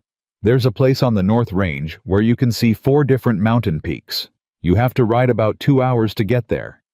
He paused. It's the most beautiful place I've ever been. I've never shown it to anyone. She held that information carefully. Why me? She said. Because it took me 37 years to find something worth showing it to someone, he said. And now I have. She looked back at the stars. She didn't trust herself to speak for a moment. All right, she said finally. When this is done. When this is done, he agreed. The trouble arrived on a Thursday morning, 9 days before Webb was scheduled to file in territorial court. It came in the form of a man named Gerald Crane, well-dressed, polite in the manner of men who use politeness as a tool, who arrived at the ranch without prior notice and asked to speak with Thomas Reed. Eleanor was in the yard when he rode up, and she looked at him and felt the immediate specific unease of recognizing a type. She had met Gerald Crane before, or men exactly like him, the kind of man who came to your door with a pleasant expression and a position of power and said things that sounded reasonable and meant the opposite. Mr. Reed, she called toward the barn. Someone here to see you. Thomas came out, looked at the man, looked at Eleanor's face, and understood from it that he should be careful. Thomas Reed, Crane said, stepping forward with his hand extended. Gerald Crane. I represent Western Territorial Water and Land Associates. Thomas shook the hand without any change in expression. I know who you represent. Crane's pleasant expression didn't waver. Then you know why I'm here. There seems to have been some concern in the region about our company's contracts. I'm here to clear up any misunderstanding. There's no misunderstanding, Thomas said. We've read the contracts carefully. Then you understand they're entirely standard. My wife showed me 11 other water agreements from the territorial records, Thomas said. The drought provision in yours isn't in any of them. Crane's eyes moved to Eleanor. His pleasant expression made its small practiced adjustment. Mrs. Reed, he said, I understand you've been involved in reviewing these documents. Yes, she said. That's admirable. I do think there may be some aspects of water law that are a bit technical. Mr. Crane, Eleanor said, I read the notary records for all 7 contracts. Edson Croft notarized every one of them. His log should show the dates and circumstances of each signing. Does Mr. Croft know his records have been requested by an attorney in Cheyenne? The pleasant expression finally did something real. It didn't disappear. Men like Crane didn't let it disappear, but it reset. Like a card player who has just realized the other side of the table can see his hand. I'm not aware of any such request, Crane said carefully. You will be, Eleanor said. Probably tomorrow. A pause that was not long but was very full. Mr. Reed, Crane said, turning back to Thomas with a recalibrated approach. My company is prepared to offer amended terms. We understand some ranchers have concerns, and we're willing to discuss modifications to the drought provision language. Are you willing to void the existing contracts? Thomas said. That's not... Because that's the outcome we're working toward, Thomas said. If your company wants to avoid what's coming in territorial court, voiding the contracts and making the ranchers whole is the shortest path. Mr. Reed, I don't think you understand the resources. I understand them clearly, Thomas said. So does our attorney. So does my wife.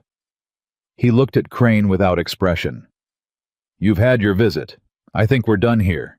Crane looked between Thomas and Eleanor. He smiled one more time, the smile of a man filing information away for later use. I hope we can resolve this without unpleasantness, he said. Unpleasantness, Thomas said, is generally the other side's choice. Good day, Mr. Crane. Crane rode out. Eleanor and Thomas stood in the yard and watched him go.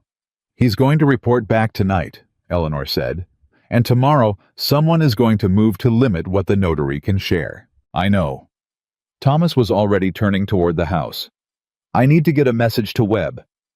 Already writing it, she said, and went inside ahead of him. Webb received the message and moved faster than Eleanor had thought an attorney could move. By Saturday, he had a court order preserving Croft's notary records. By Monday, he had Croft's testimony in hand, and what Croft told him changed the shape of everything. Croft was a small man who had spent 20 years doing routine notary work in Laramie and had been paid by his own account 3 times his standard fee for each of the 7 contract signings. He had been told this was because the signings were time-sensitive and required travel. He had not been told anything else. But he had kept records, meticulous records, the records of a man whose entire professional identity was built on documentation, and those records showed something that no amount of holding company structure could obscure. Each rancher had been brought to Croft's office individually. Each signing had taken place within 2 days of a specific event, a report published in a Denver financial paper projecting serious drought conditions in the Wyoming Territory within the next 3 years. Crane's men had been timing the signings to periods of maximum rancher anxiety. They were manufacturing urgency, Eleanor said when Webb laid this out at the kitchen table. Reading the drought reports and then targeting ranchers right after. It's not illegal to time a business approach, Webb said. But it's additional evidence of intent. It shows they knew the drought provision was the key lever, and they were using anxiety to get signatures before anyone looked closely. Can we use Croft's records in court? Thomas asked. They're now court-preserved. Yes. Eleanor sat back. Webb, who told Crane that Croft's records had been requested? He knew when he came here. He used the word request before I said anything specific. Webb was quiet for a moment. Someone in the Cheyenne courthouse. Which means they have visibility into the territorial court system. Whitmore's connections, Thomas said. Yes. Webb folded his hands on the table. Which means we can't file in territorial court. The kitchen went still. Where then? Thomas said. Federal Land Commission, Eleanor said. Both men looked at her. Water rights in the territory affect federal land interests, she said. If the company is acquiring water control over land that includes federal grazing allotments, and at least 2 of the signed ranches have federal allotments. I saw them in the contract annexes. Then this falls under federal jurisdiction as well as territorial. Webb was staring at her.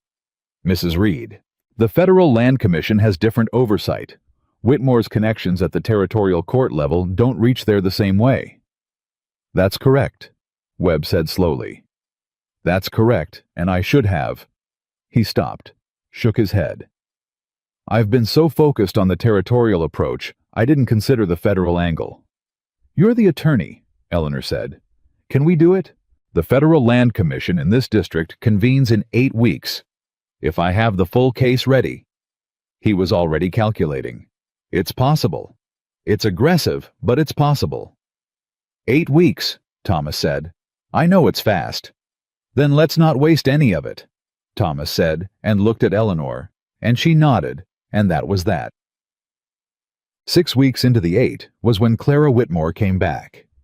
Eleanor was alone at the house Thomas had ridden to the Fitch Ranch with Webb to collect the final statement when she heard the horse, and she looked out and felt the particular tiredness of a woman who has already navigated this specific complication once and was not enthusiastic about doing it again.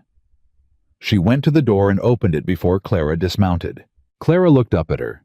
She looked different from the last time, less arranged.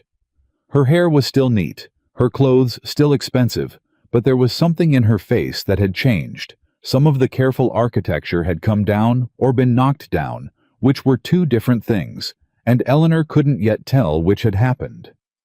He's not here, Eleanor said. I know, Clara said. I came to see you. Eleanor stepped back from the door. Clara came in and sat at the kitchen table without being invited, which was either presumption or exhaustion, and Eleanor looked at her face and decided it was the latter. What happened? Eleanor said. My father called me to Denver last week, Clara said. Eleanor sat down. He told me that someone was building a legal case against his company, that someone had found the holding structure. Clara looked at her hands on the table. He asked me if I had said anything to anyone about the company's interests in the Wyoming water contracts when I was here in Silver Creek. The kitchen was very quiet. What did you tell him? Eleanor said. I told him I hadn't said anything, because I hadn't. Clara looked up. Mrs. Reed, I didn't know. About the company. About what my father's money was doing out here. I knew he had investments in the territory. He always has investments. I didn't know. Her voice broke slightly at the edges. Held. I didn't know it was this. Eleanor looked at her steadily. When you were here. When you asked Thomas about the northern water access. My father asked me to look at the property, Clara said. He said he was thinking about making Thomas an offer on some land rights. He didn't tell me what kind. He said to just get a general sense of the water situation. And you did. And I did. Clara closed her eyes briefly. I didn't ask enough questions. That's what I did. I didn't ask enough questions because I was so wrapped up in what I came here for that I didn't. She stopped. I was using you. Both of you. Even if I didn't know exactly what for. The silence between them was different from the last time. Less adversarial. More honest, which somehow made it heavier. What do you want, Miss Whitmore? Eleanor said. Clara. I want to know what I can do. She looked at Eleanor directly. I know what my father is. I've spent 10 years knowing and not saying anything because he's my father, and it was easier. And then I came here and I saw. She stopped again. What did you see? Eleanor said quietly. Clara looked around the kitchen, at the papers on the table, at the organized shelves, at the small signs everywhere of a household that was being actively, purposefully inhabited by two people who had decided to build something together. I saw what I cost him, she said. 7 years ago. I saw what I cost him, and I saw what he built anyway, and I saw what you're doing to help him keep it. She looked at Eleanor. And I want to know what I can do. Eleanor sat with this. Your father's company, she said carefully. The internal documentation, the communication between Hargrove and your father's office about the timing of the contract signings. Would you have access to any of that? Clara's expression shifted. You want his records. The court needs his records, or enough of them to establish that the fraud was directed from the top of the company. Without that, the case removes the contracts, but your father walks away and does the same thing somewhere else. If I give you anything from his company, you'd be a witness, Eleanor said. At a federal hearing, with everything that means. Clara was quiet for a long moment. Long enough that Eleanor began to calculate the alternative paths, the case, without Whitmore's internal documentation, the longer road, the less certain outcome. Then Clara said, he sent Hargrove to Silver Creek specifically because he knew Thomas owned the most strategically important water access in this part of the territory. He told me that. Not the fraud part, but the strategy. He said Thomas was the key holding. Eleanor kept very still. He said Thomas was the key holding, she repeated. He said if he could get Reed Ranch's water access under contract, the other ranches would follow because everyone in the region looks to Thomas for how to handle land decisions. Clara's voice was flat with the specific flatness of betrayal. He was planning to use Thomas's reputation to legitimize his own scheme. Eleanor stood up and went to the sideboard where Thomas kept a spare paper and pen, and she brought both back to the table and set them in front of Clara. Write that down, she said. Exactly what he said. When he said it. Where you were. Clara looked at the paper. Then she picked up the pen. Thomas came home to find two women sitting at his kitchen table writing. He stopped in the doorway. Eleanor looked up. Close the door, she said. We have something. He came in, looked at Clara. Clara looked back at him with an expression that had the specific weight of an apology that had been a long time forming. Thomas, Clara said. Clara. I'm sorry, she said. For more than one thing, but right now specifically for this. He looked at Eleanor. Her father targeted you deliberately, Eleanor said. You were the centerpiece of the scheme. She's prepared to testify to conversations that establish her father's intent. Something moved across Thomas's face. Surprise, then the rapid processing that followed surprise, then the settling that came after.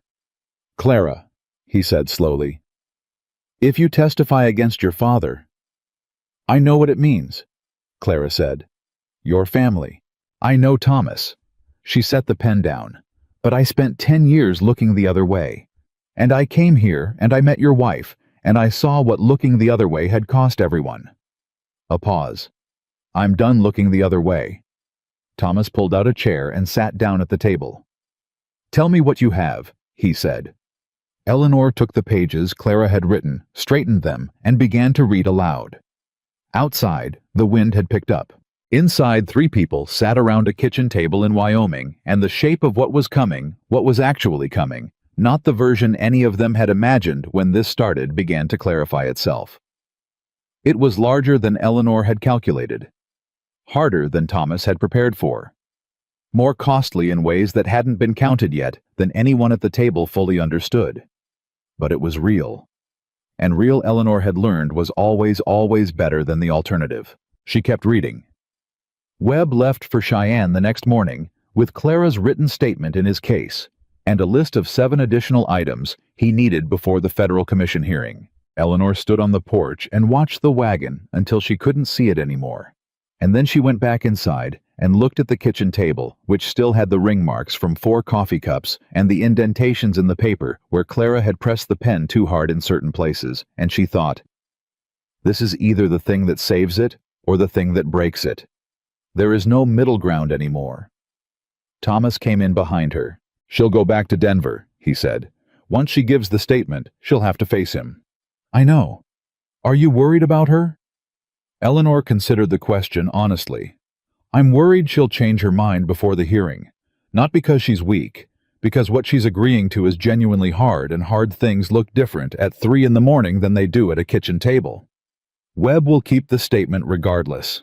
"A signed statement is not the same as a live witness," Eleanor said. "Her father's attorneys will argue it was obtained under emotional duress. They'll say she didn't understand what she was signing."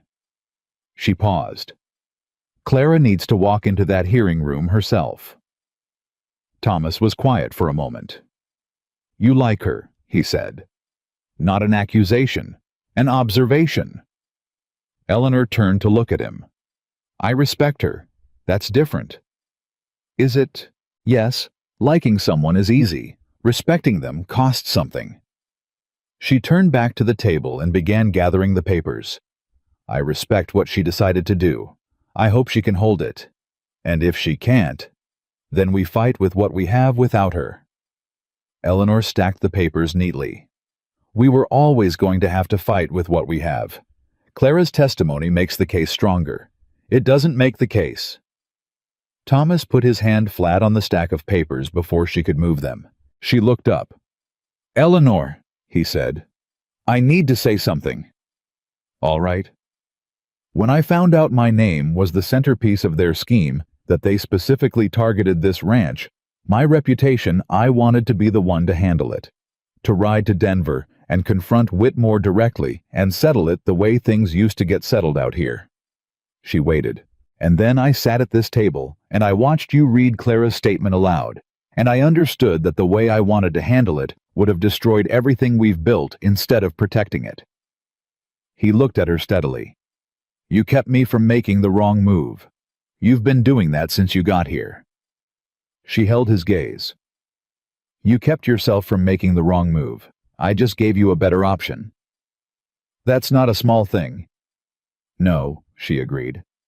"But it's not the same as credit." He shook his head slowly. "You won't take it, will you? Any of it?" "I'll take what's accurate," she said. "We built this together. That's accurate." The corner of his mouth moved. "All right," he said. "Together." The week before the federal commission hearing was the longest week Eleanor could remember. Not because nothing was happening. Everything was happening. Webb sending daily telegrams, ranchers coming and going from the property to sign final statements. Cal coordinating the ranch operations so Thomas could focus on the case. But because all of it was moving toward a single fixed point that they could see but not yet reach, and the waiting had its own particular weight. On Tuesday, a telegram arrived from Denver. Thomas read it at the table and handed it to Eleanor without a word. It was from Clara. 4 lines. Father knows I spoke with Webb.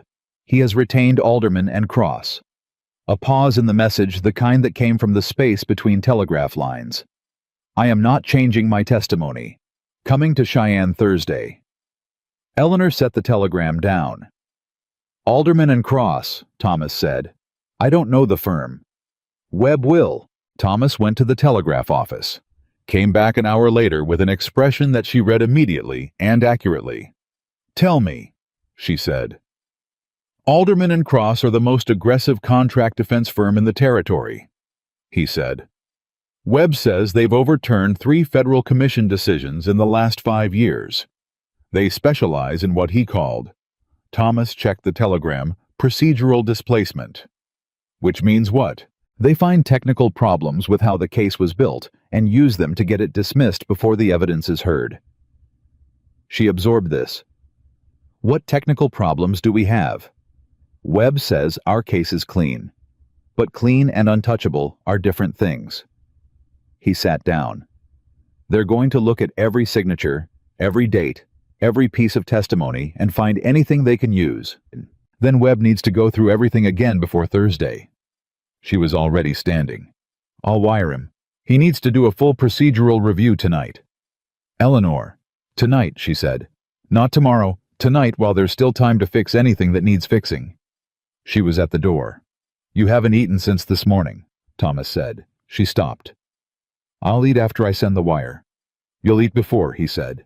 10 minutes. Sit down. She turned around. Looked at him. He had bread and cheese on the table already, which meant he'd thought about this before she'd come in from the yard, which meant he'd been watching and planning for her the same way she'd been watching and planning for him. And that specific realization hit her somewhere she hadn't been ready for it. She sat down. She ate. Thank you, she said when she'd finished. Don't thank me for feeding you, he said. That shouldn't require gratitude. In my experience, I know what your experience is, he said quietly. We're building different experience now. She looked at him across the table. At this man who had said 4 words to her on a dusty street 5 months ago and had meant every one of them and had been proving it quietly in all the ways that couldn't be faked. Yes, she said. We are. Webb's procedural review found one problem. It wasn't large.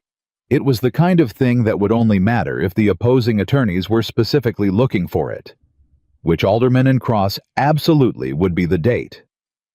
On Prescott's initial statement didn't match the date in the covering letter Webb had filed with the commission. A clerical error, 2 digits transposed. 2 digits, small, fixable, but fixable only if caught before the hearing, and it had been caught Wednesday evening 11 hours before the commission convened. The telegram from Webb arrived at 9 at night. Thomas read it. He can file an amended submission in the morning, but the commission opens at 8 and the clerk's office opens at 7:30. How long does the amendment take to file? Webb says 20 minutes to prepare 10 to file. He needs to be at the clerk's office the moment it opens. Is he in Cheyenne now? He arrived this afternoon. Then it's manageable, Eleanor said. If nothing else goes wrong tonight. Nothing else went wrong that night. But what went wrong the next morning was something none of them had anticipated. Eleanor and Thomas arrived in Cheyenne on the first stage Wednesday morning, which got them there by 6:30. Webb met them at the hotel he'd been up since 4, he said, and looked it. And they went over everything one final time at a table in the hotel dining room, while the kitchen rattled to life around them. Alderman and Cross will lead with the jurisdictional argument, Webb said. They'll say the contracts are purely territorial in nature and the federal commission has no standing. The federal grazing allotments, Eleanor said. I'm ready for it. 2 of the 7 ranches have active federal allotments that would be directly affected by the drought provision. The commission has clear standing. He shuffled papers. They'll move to the misrepresentation argument next. They'll say Hargrove's statements were general sales representations, not material facts. But we have Dawson and his wife both stating the same specific language, Thomas said. Yes, And we have Croft's records showing the timing pattern. I'm going to walk the commission through the drought report dates and the signing dates side by side. The pattern is undeniable." Webb looked at them both.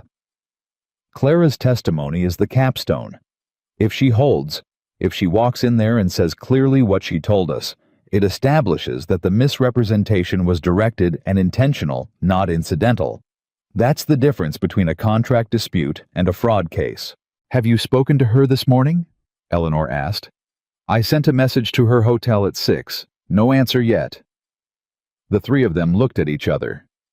"She'll be there," Eleanor said. She said it with more certainty than she had. Jade. The Federal Land Commission met in a building that smelled of old paper and institutional authority, in a room with 5 commissioners seated at an elevated bench and a gallery that was, to Eleanor's surprise, nearly full. Word had traveled. The ranchers from the affected properties were there, 8 of them, sitting together with the particular solidarity of men who have discovered they've been played for fools and are still deciding how angry to be about it. Prescott was there. Dawson with his wife. Fitch. Others she recognized from the weeks of statement collection. The company was represented by 2 men from Alderman and Cross. Efficient, expensive-looking men who had the relaxed confidence of people who win regularly and expected to today. Edmund Whitmore himself was not present. Eleanor noted that. Crane was there sitting behind the Alderman and Cross attorneys, watching the room with the careful eyes of a man who has been in rooms like this before and knows which details matter. He saw Eleanor. His expression didn't change, but his attention did a slight sharpening, a recalibration. She looked back at him steadily until he was the one who looked away. Thomas put his hand briefly at the small of her back. Just for a moment. Just to say, "I see it too." Webb sat up at the plaintiff's table. Thomas and Eleanor sat behind him. The commission chair called the hearing to order, and then the door opened. Clara Whitmore walked in. She was alone, no attorney, no companion, no armor of arrangement. She was wearing a dark blue dress, and her hair was simply done, and she walked to the front of the gallery and sat down and looked at the commissioners with the expression of a woman who has made a decision she intends to keep. Crane went rigid. Eleanor felt Thomas breathe out beside her. Webb stood up and said, "The plaintiffs call their first witness." The hearing took 4 hours. Webb was methodical and exact. He walked the commission through the evidence in the order he'd designed: the contract language, the drought report dates, the signing dates, Croft's notary records, the rancher's testimony about what they'd been told by Hargrove, and built it the way you build anything solid, one thing at a time, each piece supporting the next. Alderman and Cross challenged at every point. The jurisdictional argument first precisely as Webb had predicted. The commission took 12 minutes to confer and reject it. Then, the misrepresentation argument they called Hargrove's statements. General inducements, not material facts. Webb read the Dawson testimony verbatim, both Marcus Dawson and his wife, in perfect alignment about the specific words used. The alderman attorney pivoted, tried to suggest the Dawsons had coordinated their recollection. The commission chair asked the attorney if he was alleging perjury. The attorney said no. The chair moved on. Eleanor sat behind the bar and watched, and stayed completely still. Which was what she did when she needed to be useful, and the only useful thing in this moment was not to interrupt. 2 hours in. Webb called Clara. She walked to the chair set at the side of the room for witnesses, and sat down, and the entire gallery went slightly quiet. Webb asked her to state her name and her relationship to the defendant company. She did. He asked her about her father's company and its operations. She answered clearly without hedging in the specific language of a woman who has decided that the time for careful omission is over. He asked her what her father had told her about Thomas Reed's ranch specifically. She said, "He told me that Thomas Reed was the key holding. That if he could secure Reed Ranch's water access, the other ranchers in the region would follow, because people out here make their decisions based on what Thomas does." She paused. He said Thomas's reputation was the asset he was actually buying. The gallery was very quiet. "And did he indicate?" Webb said, that the ranchers would be made aware of how the drought provision would function in practice. No, Clara said. He said, she paused. He said the language was designed to be clear to an attorney and opaque to a working rancher. One of the alderman attorneys was on his feet. Objection. The witness is characterizing her father's intent. I'm reporting what he said to me directly, Clara said without looking at the attorney. In his office, in Denver, 3 weeks ago. The commission chair looked at the alderman attorney. Overruled. Continue. Webb asked 3 more questions. Clara answered all 3. When he sat down, the alderman attorney stood and spent 20 minutes trying to establish that Clara's testimony was motivated by personal animus toward her father. Clara said, I love my father. That's why I'm here. Because he needs someone to stop him before this becomes something worse than a fraud case. That answer went through the room like weather. The alderman attorney sat down. The commission recessed for 40 minutes. In the hallway outside, Eleanor stood against the wall, and Thomas stood beside her, and they didn't speak because there was nothing to say that was more useful than waiting. Prescott came over. He looked at Eleanor and said, However this goes, what you did reading those contracts, finding the notary, we'd have lost this without that. You would have found it eventually, Eleanor said. Maybe, Prescott said, but eventually is sometimes too late. He put his hat back on. My wife wants you to come to dinner when this is settled. She doesn't invite people lightly. Tell her I'd be honored, Eleanor said. Prescott nodded and moved away. Thomas looked at her sideways. You're becoming essential to the whole region, he said. I'm becoming known, she said. That's different. Is it? She thought about it. No, she admitted. I suppose not. The commissioner's aide appeared at the door. Everyone filed back in. The commission chair read the decision in the particular flat tone of a man reading something official, and Eleanor listened to every word and translated it into meaning as it came. The commission found federal jurisdiction established. The commission found the drought provision language to constitute material misrepresentation under territorial contract law as applied to federal land interests. The commission voided all 7 existing contracts. The commission ordered Western Territorial Water and Land Associates to make all 7 affected ranchers whole for any costs incurred during the contract period. The commission referred the matter of Edmund Whitmore and the company's principals to the Federal Land Office for investigation of coordinated fraud. That last part was the part Eleanor hadn't been certain they'd get. That last part was the part that meant Edmund Whitmore couldn't simply dissolve this company, create a new one, and try again somewhere else in the territory. Webb turned around from the plaintiff's table and looked at Thomas and Eleanor, and his expression was the expression of a man who has fought a hard fight and won it cleanly. Thomas said nothing. He put his hand over Eleanor's and held it. She turned her hand over and held his back. In the gallery, Crane had already stood and was speaking in low, tight words to the alderman attorneys. Crane's face finally looked exactly like what it was, the face of a man who had spent years moving through territory as though it belonged to him and had just discovered it didn't. Eleanor watched him for a moment. She felt no particular triumph about it. Triumph was a feeling for people who hadn't been certain of the outcome.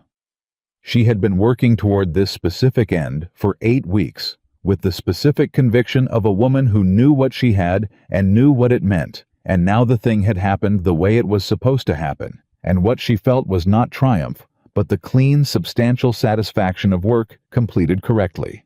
It was enough. Outside in the hallway afterward, Clara was standing alone near the window. Eleanor went to her.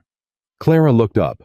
Her eyes were tired and clear in equal measure, the specific expression of someone who has done something difficult and irreversible and is only beginning to understand the full weight of it. "How are you?" Eleanor said. "I don't know yet," Clara said. "Ask me in a week." "What will you do?" "Go back to Denver. Talk to my father." A pause.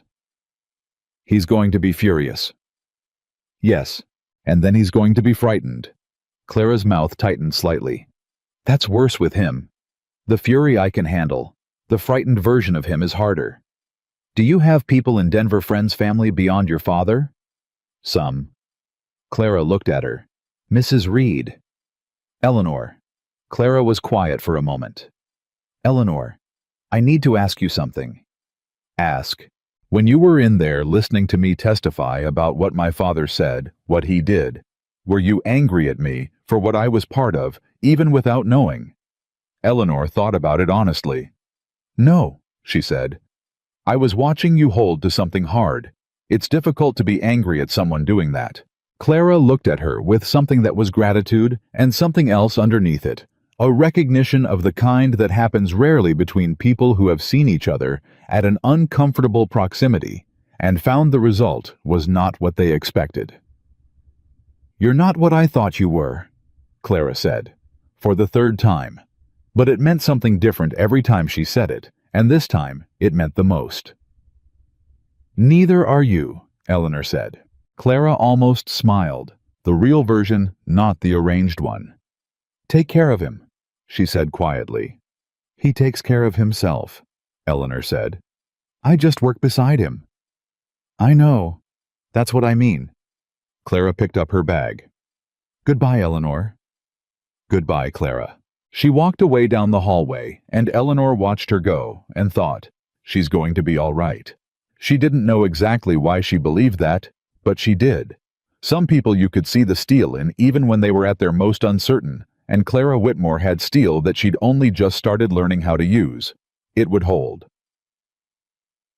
Thomas was waiting near the building's entrance talking with Webb when Eleanor came back.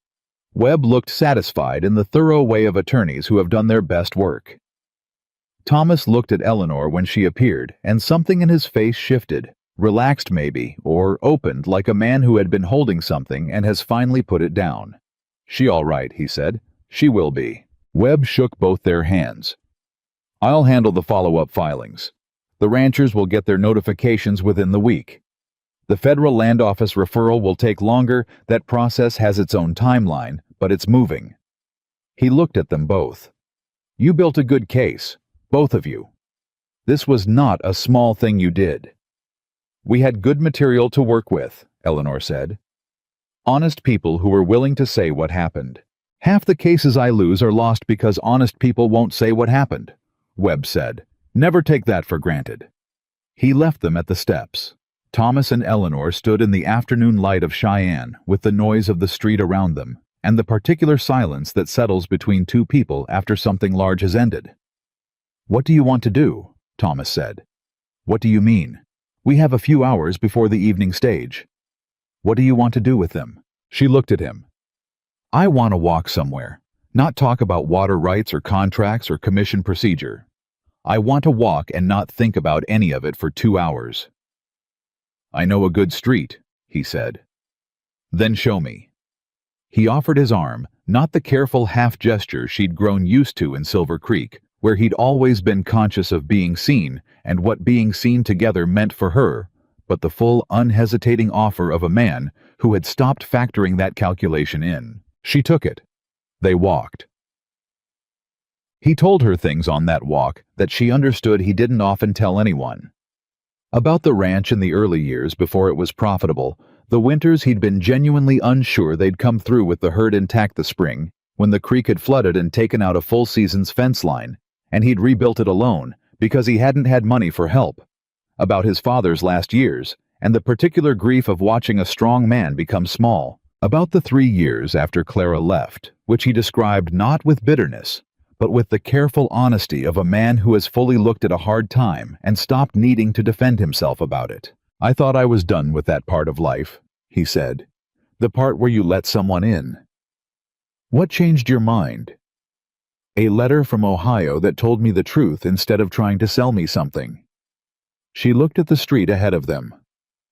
I almost didn't send it, she said. I wrote 4 drafts. The first 3 were more strategic, more carefully positioned. What made you send the 4th? It was midnight and I was too tired to be strategic anymore. She paused. And I thought if this man is what his advertisement suggests he might be, then the truth is the right thing to send him. And if he's not, then a lie wouldn't have helped anyway. Thomas was quiet for a moment. I'm what the advertisement suggested, he said. I think? Yes, she said. You are, and more. They stopped at the corner because the street ended and the next one began, and Thomas turned to look at her directly in the full afternoon light, the way he had on that first day in Silver Creek, with the same quality of attention, the looking that saw without flinching, without the half-second of adjustment that everyone else needed. Eleanor, he said. Thomas? I love you. She held very still. I know we're still, he began. I know what we're still, she said, and I know what we're becoming. She looked at him. I love you too. I have been working very hard not to say it until I was certain. Are you certain? Yes. What made you certain? She thought about all the possible answers. The night on the porch. The hand over hers on the table. The coffee he brought when she was buried in documents.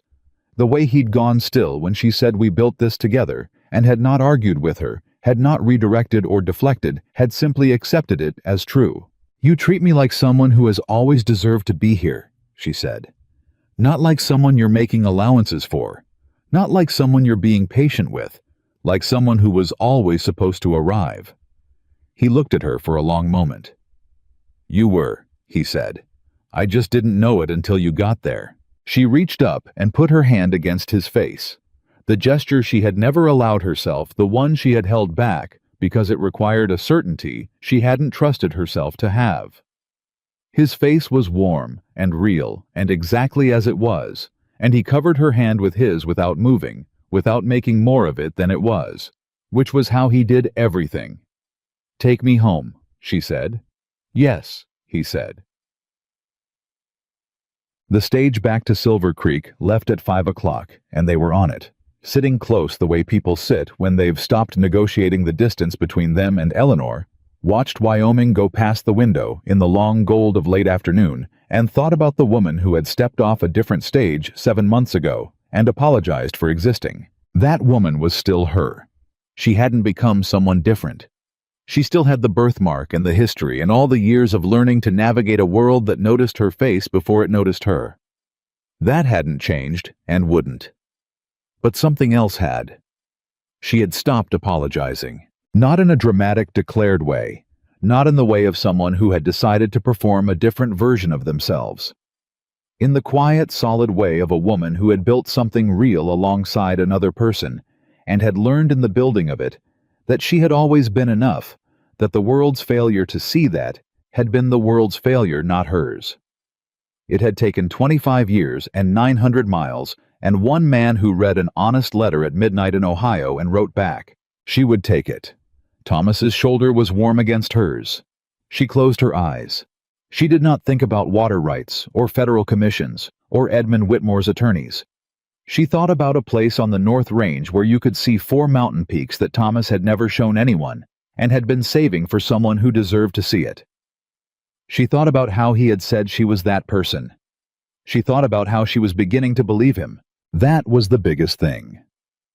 The thing that had taken the longest, and cost the most, and mattered more than any court decision handed down in any room in Cheyenne. She was beginning to believe him. The stage rolled on through the Wyoming evening, carrying them home.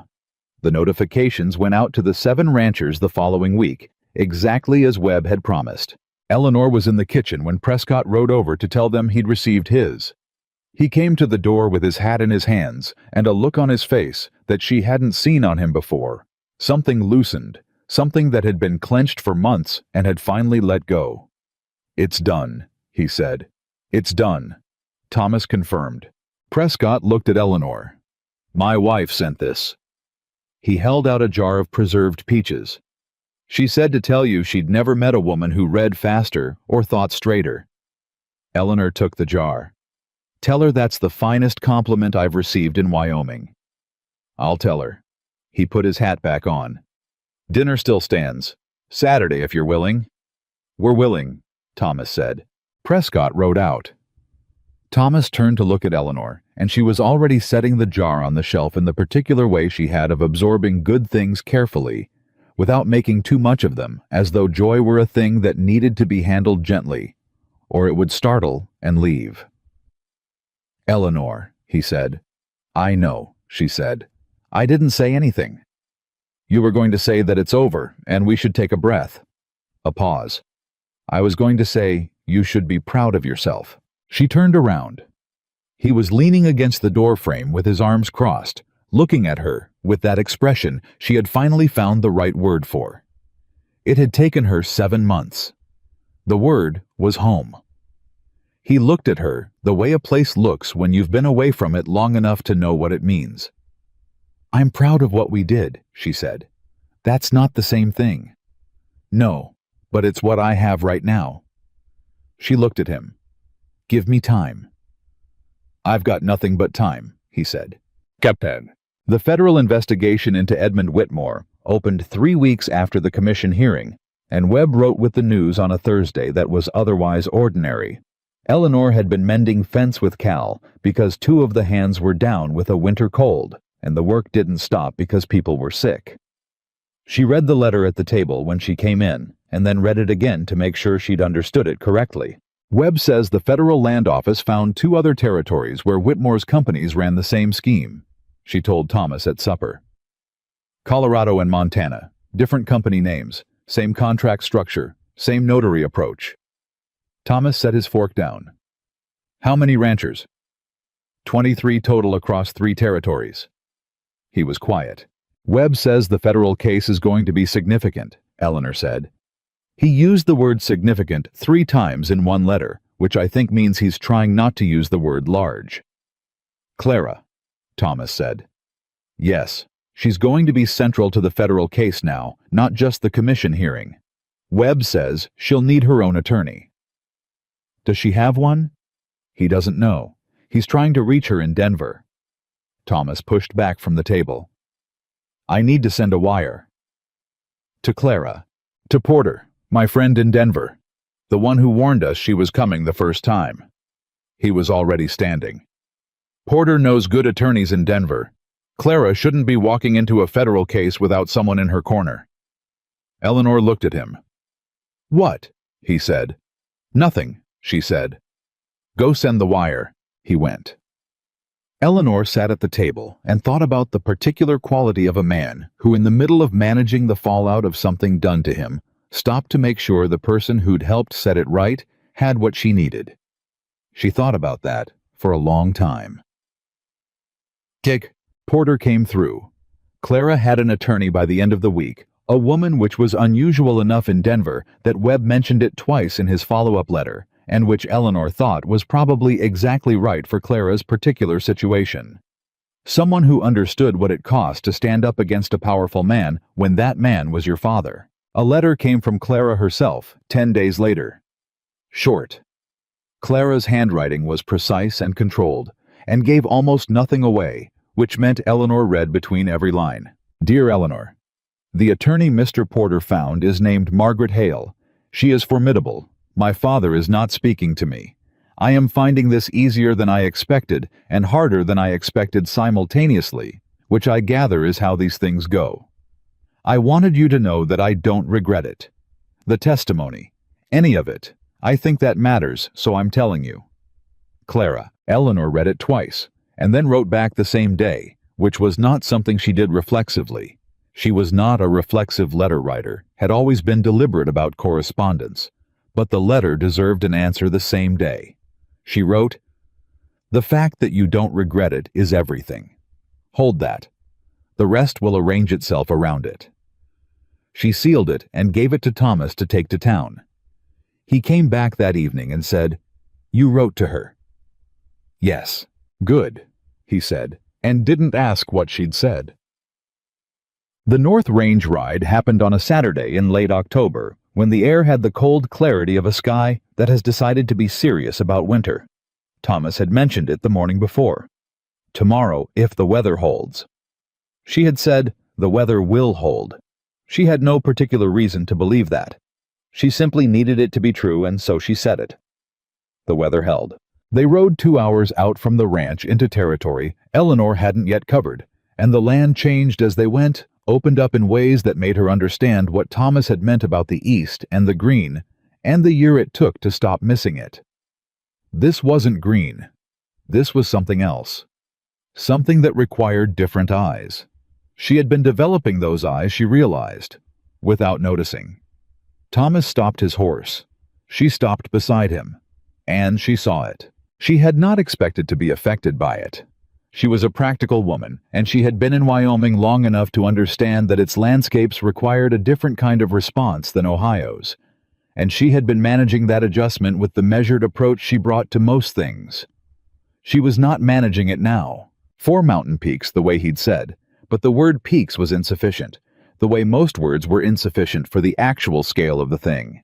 The sky was doing something specific with the light at that hour, throwing it sideways and long, and the whole range ahead of them looked like the opening of something rather than the end of anything. She didn't speak. Thomas didn't speak either. After a long time he said, "Worth the 2 hours. You should have brought me here in the first week," she said. She felt him smile rather than saw it. "I needed to wait until you were ready to stay," he said. She turned to look at him. "What do you mean?" "There's a difference between showing someone a place and giving it to them," he said. "The first week I didn't know yet if you were going to be here long enough for it to mean something. I didn't want to give it away on a woman who might leave. And now I know you're not leaving." "How do you know?" He looked at her with the directness that had been one of the first things she'd understood about him. The specific courage of a man who has decided to stop protecting himself from the truth of what he wanted. "Because you stopped talking about leaving about 6 weeks after you arrived," he said. "I know because I was listening for it. Every conversation those first weeks there was a door in everything you said. An exit you were keeping clear." He paused. "And then one day it was gone. I don't even know exactly when, but it was gone." She thought about that. He was right. She had been keeping that door clear. It had been the oldest habit. She had never fully arriving anywhere, because anywhere could ask you to leave, and it was better to be half gone already than to be all the way here and then forced out. She didn't know when she'd closed that door either, but she knew it was closed. "This place is mine now," she said. "Not a question." "Yes," he said. "Not because of you, or not only." "I know," he said. "You earned it, same as I did." She turned back to the mountains. They stayed until the light started going, and then they rode home in the easy quiet of 2 people who had run out of the need to fill silence. November arrived, and with it the first serious cold, and the ranch shifted into its winter mode. A different rhythm, slower in some ways, and more demanding in others. Eleanor learned the winter version of everything she'd learned in fall. The extra feed management for the herd. The importance of checking the water lines before they froze. The particular cabin fever tension that could build in a bunkhouse of men who'd been inside for 3 days, and how to diffuse it before it became something that required Thomas's intervention. She diffused it twice with food once, with a calm and specific conversation with the 2 men at the center of it, and once by asking Cal to reassign work in a way that separated the problem without making the separation obvious. Cal looked at her after the last one and said, "You've done this before." "I managed 12 women in a laundry," she said. "Tension management was part of the job." "The boss knows he's lucky," Cal said. "The boss works very hard," she said. "Same as the rest of us." Cal shook his head slowly the way he did when he thought she was being deliberately modest, which she occasionally was and occasionally wasn't. Winter deepened. The letters from Webb came less frequently, which he'd said would happen. The federal investigation moved on its own timeline, separate from the commission work, and they were no longer central to it. Clara's attorney was handling the Whitmore family aspect. The 7 ranchers had their contracts voided and their costs reimbursed. The thing was done in the ways it could be done, and the rest was in other hands. Eleanor found that she was all right with that. She had always been someone who needed to see a thing through, who felt the specific restlessness of unfinished work. But this was finished. Or finished enough. The rest, the federal process. Whatever happened to Edmund Whitmore, the legal aftermath that would continue in rooms she'd never see, that was the part that belonged to other people, and she could let it go cleanly. She let it go. And what she had left when she let it go was her life, her actual life, not the waiting room version she'd been living for the first 7 months. The ranch and the people in it, and the work that was genuinely hers now, and Thomas. Thomas most of all. The letter arrived on a Wednesday in December that she would remember for the rest of her life, not because of what it said, but because of what came after it. It was from Mrs. Aldridge in Columbus, the woman who ran the Women's Center, the woman who had forwarded Eleanor's letter to Thomas all those months ago, and who wrote now a short warm letter to say she had heard from Thomas directly that the marriage had taken, and that she was pleased, and that she had thought it would. "I thought it would from the first," Mrs. Aldridge wrote, "because you were the only one who told the truth about yourself. In my experience, the people who can do that are the ones who know how to love honestly, and that is the only kind of love that lasts." Eleanor read the letter at the table. Thomas came in from outside, looked at her face, and said, "Good news, or complicated news?" "Good news," she said. "Mrs. Aldridge in Columbus." "What does she say?" Eleanor folded the letter. "She says she thought it would work from the beginning." "Smart woman." "Yes."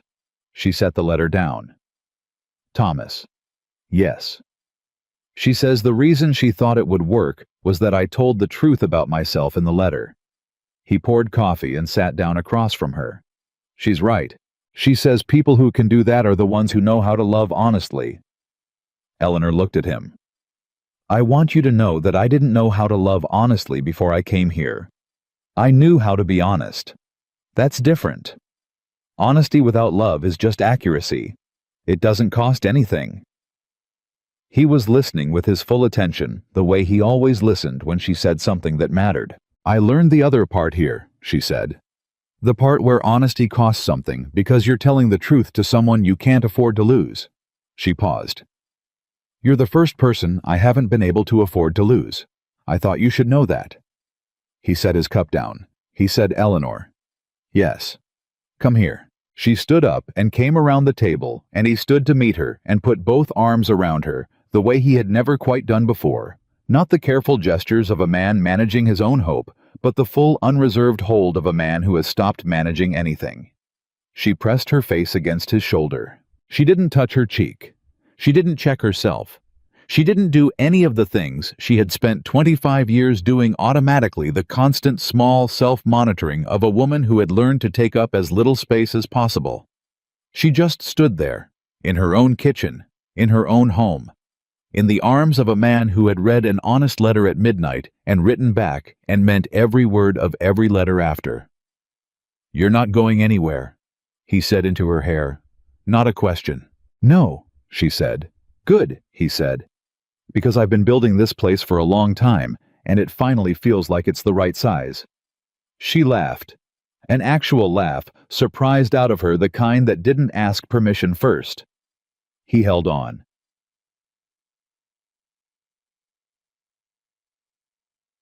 Christmas came to Silver Creek, and with it, the particular warmth of a community that had been through something hard together and had come out the other side with a clearer understanding of who they were to each other. The harvest supper at the Prescotts had turned into a regular gathering.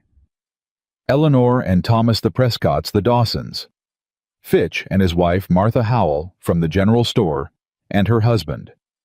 People who had been neighbors in the functional sense, and were becoming neighbors in the real sense, which was a different thing entirely. Eleanor taught Margaret Dawson's daughter to sew on a Tuesday afternoon in January, and came home to tell Thomas, who said, "You've become the person people send their children to," with a tone that meant he found this both unsurprising and satisfying. "She's a quick learner," Eleanor said. "So are you," he said. "You learned Wyoming faster than anyone I've seen." "Wyoming's not complicated," she said. "It just requires you to stop expecting it to be something else." He looked at her. "Same could be said for most things," he said. "Most things," she agreed. Spring came. The way it always comes in Wyoming. Not gently, not the soft Ohio spring Eleanor had grown up with, but decisively, as though the land had been waiting for permission and then taken it all at once. The creek ran high. The cattle moved differently, restless with the change. The ranch hands were louder, lighter, the winter tension gone. Eleanor stood in the yard on the first morning that felt like spring and breathed it in and thought about the woman who had arrived on a September stagecoach and apologized for existing. That woman's hands had trembled when she shook Thomas Reed's hand.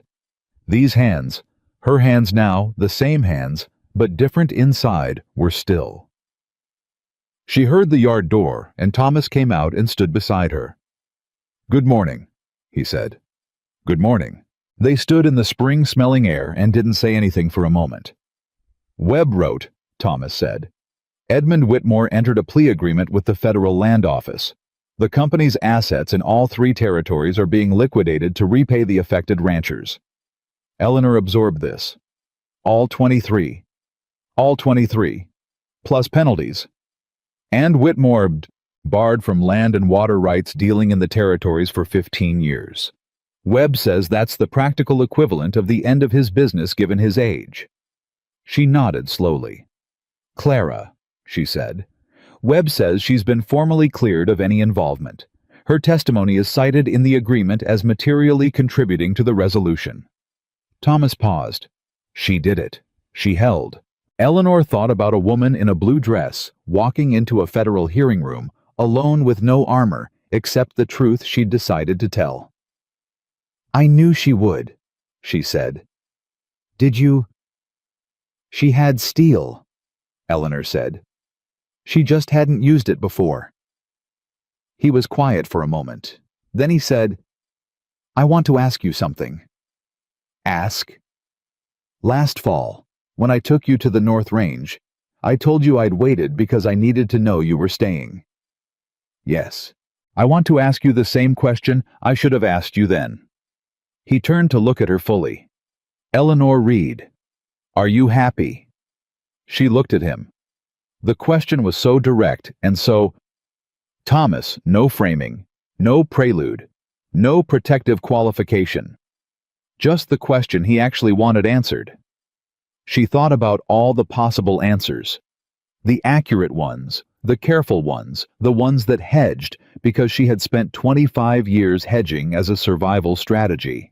She thought about the woman on the stagecoach who had rehearsed an apology for 900 miles.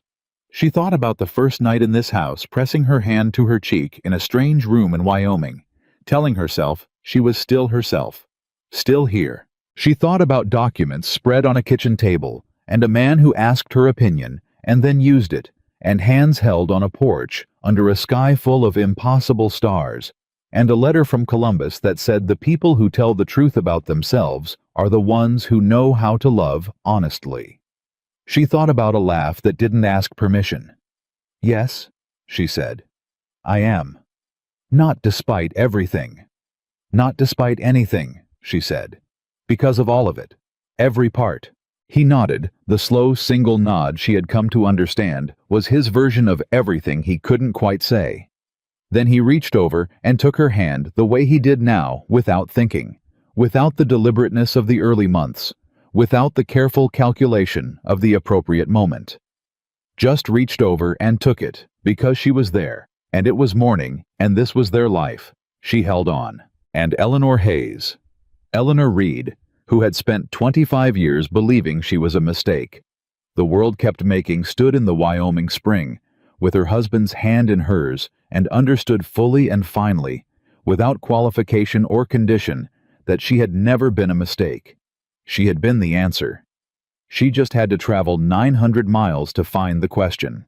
And from that morning on in the life they built together on that land, in the home that finally held the right number of people in it, in the years that came one after another with their ordinary griefs and extraordinary graces, she was never, not once, anything less than exactly where she was supposed to be. Home, completely, irrevocably. Home.